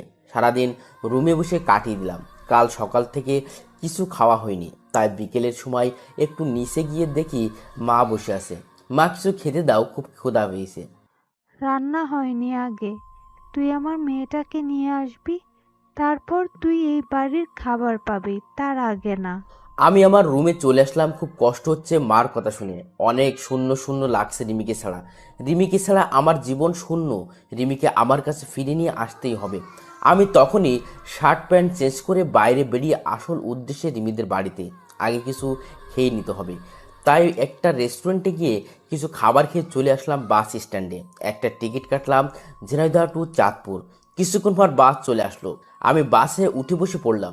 বাস চলতে থাকলো, আর আমি রিমির কথা ভাবতে ভাবতে কখন যে ঘুমিয়ে পড়েছি নিজেই জানি না। হঠাৎ বাসের হেলপারের কথায় ঘুম ভেঙে গেল। চাঁদপুরে চলে এসেছি, আমার সেই পরিচিত শহর যেখানে রিমির ভালোবাসা পেয়েছিলাম। আমি হাঁটতে হাঁটতে রিমিদের বাসার সামনে চলে এসেছি। রিমিদের বাসায় কলিং বেল বাজলাম। কিছুক্ষণ পর রিমি মা দরজা খুলে দিল। বাবা মেহেদি, তুমি এখন এই সকালবেলা? তারপর আমি সালাম দিয়ে ভালো মন্দ জিজ্ঞাসা করলাম। রিমির মার সাথে কিছু কথা বলে আমি রিমির রুমে গিয়ে দেখি রিমি হাঁটু ভাঁজ করে মাথা নিচু করে বসে আছে। আমি রিমিকে ডাক দিলাম। রিমি মাথা তুললো। আমি রিমিকে দেখে রীতিমতো ভয় পেয়ে গেছি। রিমির চোখ লাল হয়ে আছে, আর চোখ দুটা ফুলে আছে, আর আমার ছোট রাজকন্যা বিছানায় ঘুমিয়ে আছে। তুমি এখানে কি করতে এসেছো? তোমার মতো একটা বিশ্বাসঘাতকের সাথে আমার কোনো সম্পর্ক নেই। কেন এসেছো তুমি এখানে? তোমাকে নিয়ে যেতে এসেছি রিমি। তুমি প্লিজ চলো আমার সাথে। তোমাকে ছাড়া আমার জীবনটা একদম শূন্য শূন্য লাগছে। কাল সারা রাত ঘুমাইনি, তুমি পাশে ছিলে না তাই। কাল সারাদিন কোনো খাবার খাইনি, শুধু তুমি পাশে নাই। প্লিজ চলো আমার সাথে। তোমাকে ছাড়া জীবনটা কেমন অসম্পূর্ণ লাগছে। আজ সারাদিন তোমার কথা ভেবেছি, তুমি কখন ফিরে আসবে আমার কাছে। প্লিজ তুমি চলো আমার সাথে। আমি তোমার কোনো কথা শুনতে চাই না। তোমার কোনো কথা বিশ্বাস করি না। কেন? তোমার তো খুশি হওয়ার কথা। তোমার আর ওই মেয়েটার মধ্যে কোনো রিমি নামে কেউ বাধা নেই। আর তুমি কেন এসেছো এখানে? তুমি এখনই চলে যাবে এ বাড়ি থেকে। আমি রিমির হাত ধরে বললাম, প্লিজ রিমি, তুমি একবার চলো আমার সাথে। আমাকে তুমি একবার বিশ্বাস করো। তোমাকে ছাড়া আমি থাকতে পারবো না। তোকে কতবার বলবো তোর মতো একটা বিশ্বাসঘাতকের সাথে আমার কোনো সম্পর্ক নেই। তুই স্বামী নামে কলঙ্ক। তোর স্বামী হওয়ার কোনো যোগ্যতা নেই। তুই আর কোনোদিন আমার সামনে আসবি না। আর যদি কোনোদিন তোর ওই নোংরা চেহারা আমাকে দেখাবি না। যদি আবার আমার সামনে আসিস তাহলে আমার আর আমার মেয়ের মরা মুখ দেখবি। আমার বিশ্বাস হচ্ছে না রিমি আমাকে চড় মারলো। আমার চোখ দিয়ে অযোধ্যায় পানি বের হচ্ছে। আমি এককভাবে এক জায়গায় দাঁড়িয়ে আছি, কোনো কথা বের হচ্ছে না। খুব কষ্ট হচ্ছে। রিমি তার সামনে আসতে মানা করেছে বলে। ঠিক আছে, আর কোনোদিন তোমার সামনে আসবো না। আমার এই নোংরা চেহারা তোমাকে দেখাবো না। তবে হ্যাঁ, তুমি যা দেখেছো শুনেছো সবটাই ভুল ছিল, সবটাই মিথ্যা ছিল। তোমাকে আমি এখনও ভালোবাসি, আর এর পরেও একইভাবে ভালোবাসবো। তুমি যখন তোমার ভুল বুঝবে তখন আমার কাছে ফিরে আসতে পারো। যদি বেঁচে থাকি তাহলে অবশ্যই তোমাকে কাছে টেনে নেব, অপমান করে ফিরিয়ে দেব না। তাই বলে আমি আমার ছোট পরিটার দিকে এগিয়ে গেলাম একটু কপালে চুমু দেবো বলে। তখন রিমি বলল, তোর এই নোংরা শরীরে আমার মেয়েকে টাচ করবি না। যদি করিস তাহলে আমি আমার মেয়েকে নিজের হাতে খুন করব। আমি রিমির কথা শুনে সাথে সাথে দাঁড়িয়ে পড়লাম আর আমার মেয়েটাকে দেখে রুম থেকে বেরিয়ে পড়লাম। রিমির কথা শুনে প্রচণ্ড কষ্ট হচ্ছে, মনে হচ্ছে কোনো বড় পাথর আমার বুকের ওপরে রেখে দিয়েছে। রিমিদের বাড়ি থেকে বেরিয়ে আনমনে রাস্তা দিয়ে হাঁটছে আর চোখ দিয়ে টপ টপ করে পানি পড়ছে। আমি আবার বাস স্টেশনে চলে আসলাম আর একটা টিকিট কেটে ঝিনাইদার উদ্দেশ্যে চলে আসলাম। বাড়ি যেতে খুব কষ্ট হচ্ছে, কারণ রিমির সব স্মৃতি রয়েছে এ বাড়িতে। আর মাকে কি জবাব দিব যে তার বৌমাকে ফিরিয়ে নিয়ে আনতে পারেনি। বাড়ি এসে কলিং বেল বাজলাম। কিছুক্ষণ পর মা এসে দরজা খুলে দিল। মা আমার পিছন থেকে তাকিয়ে দেখলো রিমি নেই। তাই মা কোনো কথা না বলে রাগ করে চলে গেল। আমিও আর কিছু বললাম না, নিজের রুমে গিয়ে সারাদিন বসে থাকলাম। কিন্তু মা একটা বারও খোঁজ নিতে এলো না। আমিও আর কষ্ট সহ্য করতে পারছি না। রিমির স্মৃতিগুলো আমাকে সব সময় কাজে দিচ্ছে। তাই আমি ডিসিশন নিলাম আমি আর এদেশে থাকবো না। সেখানে রিমি আমাকে ভুল বুঝে চলে গেল, আর বাড়িতে যতদিন রিমিকে ফিরিয়ে না আনবো ততদিন না আমার সাথে কথা বলবে না। তাই সবাইকে রেখে বিদেশ চলে যাব। তাহলে আমার এই নোংরা চেহারা রিমিকে আর দেখতে হবে না। আর মা আমার সাথে কথা বলবে না, সেই কষ্টটা ভুলে থাকার জন্য আমাকে বিদেশ চলে যেতে হবে। আমি পরের দিন বিদেশ যাওয়ায় কাগজপত্র জমা দিলাম। দু একদিন পর পাসপোর্ট চলে আসবে। আজ চলে যাচ্ছি সব মায়া ত্যাগ করে। আর হয়তো রিমির সাথে দেখা হবে না, আর আমার মেয়েটা আমার বদলে অন্য কারো পরিচয় হবে। আমি মার কাছ থেকে বিদায় নিয়ে চলে আসলাম। চলে আসার সময় মা কিছু বলল না, অন্যদিকে মুখ করে বসে আছে। আমি আর কিছু না বলে চলে আসলাম। এখন এয়ারপোর্টে বসে আছি। হঠাৎ দেখি তনিমা বসে আছে একটা চেয়ারে। আমি সাথে সাথে তনিমার কাছে চলে আসলাম। তনিমা আমাকে দেখে অনেক অবাক হলো। তনিমা, তুমি আমার সাথে এমন কেন করলে? কি পেলে আমার আর রিমির সুখের সংসারটা ভেঙে? তোমার কারণে রিমি আমাকে ছেড়ে চলে গেছে। আমার মা আমার সাথে কথা বলা বন্ধ করে দিয়েছে। মেহেদি, তুমি আমাকে প্লিজ ক্ষমা করে দাও। আমি জানতাম না রাকিব আমাকে দিয়ে এমন কাজ করাচ্ছে। আমি সত্যিই জানতাম না রাকিবের এমন প্ল্যান রয়েছে। তাহলে এইসব রাকিবের কাজ? আমি এখনই গিয়ে রিমির ভুল ধারণা সব মুছে দেব, আর সাথে তুমিও যাবে। হঠাৎ করে রিমির বলা কথাগুলো সব মনে পড়ে গেল। রিমি বলেছিল আমি যদি তার সামনে যাই তাহলে তার মরা দেখতে হবে। আমি চাই না আমার জন্য রিমি আর আমার মেয়ের কোনো ক্ষতি হোক। কি হলো, দাঁড়িয়ে গেলে কেন? চলো। তারপর আমি রিমির সাথে ঘটে যাওয়া সব কথা তনিমাকে বললাম, আর ওখান থেকে চলে আসলাম। ফ্লাইট এখনই টেক আপ করবে। কিন্তু আমি রিমির ভুল ভাঙাবো, তোমার কাছে রিমিকে ফিরিয়ে আনবো। তখন অনেক দেরি হয়ে যাবে, আর আমি মনে হয় কখনো এদেশে নাও আসতে পারি। এই বলে আমি চলে আসলাম আর বিমানে উঠে পড়লাম। আমি ফ্লাইটে উঠে রিমির কথা ভাবছি যে রিমি আমাকে কেমন করে ভুল বুঝতে পারলো। সে তো বলেছিল যে আমাকে ছাড়া কোনোদিন সে থাকতে পারবে না, তাহলে কেন আমাকে ছাড়া সে রয়েছে? রিমি আমাকে কোনোদিন রাগীভাবে কথা বলেনি, কিন্তু সে আমাকে চর পর্যন্ত মারলো। খুব কষ্ট হয় রিমির অবহেলা মনে পড়লে। আমার ছোট পরিটা আমাকে আর চিনতে পারবে না, হয়তো অন্য কারো পরিচয় বড় হবে। রিমি হয়তো আমাকে ছেড়ে অন্য কাউকে বিয়ে করে তার সাথে সুখের সংসার করবে। আমি রিমির কথা ভাবতে ভাবতে ফ্লাইট ল্যান্ড হয়ে গেছে। আমি এখন সিঙ্গাপুর আসছি। কেউ জানে না আমি কোন দেশে এসেছি। হয়তো কেউ আমার কথা মনে রাখবে না। সবার অবহেলার কারণ আমাকে সবাই ভুলে যাবে। আমি সিঙ্গাপুরে একটা জব করছি। এখন রিমির কথা খুব বেশি করে মনে পড়ে, আর রাতের বেলা রিমির কথা ভেবে রাতে ঘুম হয় না। রিমি সব সময় আমার বুকে মাথা রেখে ঘুমায়, আর এখন ঘুমাতে গেলে রিমির কথা মনে হয়। এভাবে সিঙ্গাপুরে আমার 5টি বছর কেটে গেল। এই 5 বছরে এমন কোনো দিন নেই যে রিমির জন্য আমার চোখের পানি পড়েনি। এখনও রিমিকে আমি ভুলতে পারিনি। আর আমার ছোট পরিটা মনে হয় এখন অনেক বড় হয়ে গেছে। এখন হয়তো আমাকে আর চিনে না, বা আমার কোনো অস্তিত্ব নেই। আমি এই কয়টা বছরে দেশের কারোর সাথে যোগাযোগ করিনি, এমনকি আমার মা বাবার সাথেও না। এই কয়দিন মা বাবার কথা খুব বেশি মনে পড়ছে, আর মা বাবাকে এক নজর দেখতে ইচ্ছা করছে। তাই আমি সিদ্ধান্ত নিলাম যে আমি 2 মাসের ছুটিতে দেশে যাব। আমি আজ দেশে ফিরছি, অন্যরকম একটা ফিলিংস কাজ করছে। দেশে গিয়ে সবাই আমাকে চিনতে পারবে তো। এইমাত্র ফ্লাইট টেক অফ করলো। আমি 5 বছর পর দেশের মাটিতে পা রাখলাম। আমি একটা বাসে করে আমার নিজের শহর ঝিনাইদহে চলে আসলাম।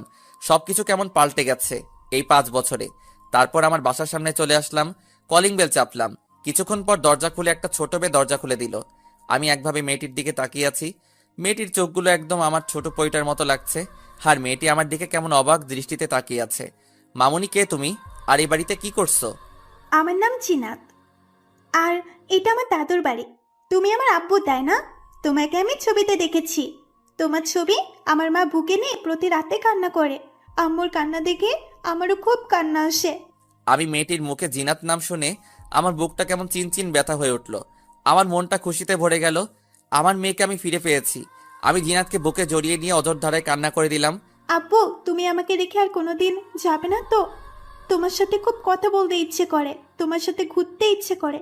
তুমি আমাকে রেখে আর কোনো জায়গায় যাবে না। আমি সামনে তাকিয়ে দেখি আমার মা দাঁড়িয়ে আছে। আমি জিনাতকে ছাড়িয়ে আম্মুর কাছে গেলাম আর আম্মুকে জড়িয়ে ধরে হাউমাউ করে কান্না শুরু করে দিলাম। কোথায় ছিলি বাবা? তুই আমাদের উপর রাগ করে চলে গেলি, আর আজ ফিরে আসলি। তোর কি এই মাটার কথা মনে পড়ে না? মনে পড়ে মা, সব সময় তোমাদের কথা মনে পড়ে, কিন্তু কি করব বলো, মা আসার সময় হয়নি। মা, এটা আমার সেই ছোট পরিটা।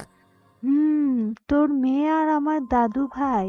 মা, রিমি কেমন আছে? আর রিমি কোথায় মা? তুই চলে যাবার পরের দিন রিমি এখানে এসে তোকে না পেয়ে মেয়েটা খুব কান্না করেছে। রিমি উপরের রুমে আছে। যা নিজের রুমে যা, ফ্রেশ হয়ে নিয়ে খাবার খেতে আয়। আমি জিনাতের কপালে একটা চুমু খেয়ে আমি সেই পুরনো রুমে চলে আসলাম, যেখানে আমার আর রিমির সুখের দিনগুলো কাটিয়েছিলাম। আমি আস্তে আস্তে রুমে ঢুকে দেখি রিমি আলমারিতে কাপড় গুছিয়ে রাখছে। আমার রুমে আসার হালকা শব্দ শুনে পিছনে ঘুরলো। রিমি আমাকে দেখে কেন এক দৃষ্টিতে তাকিয়ে আছে।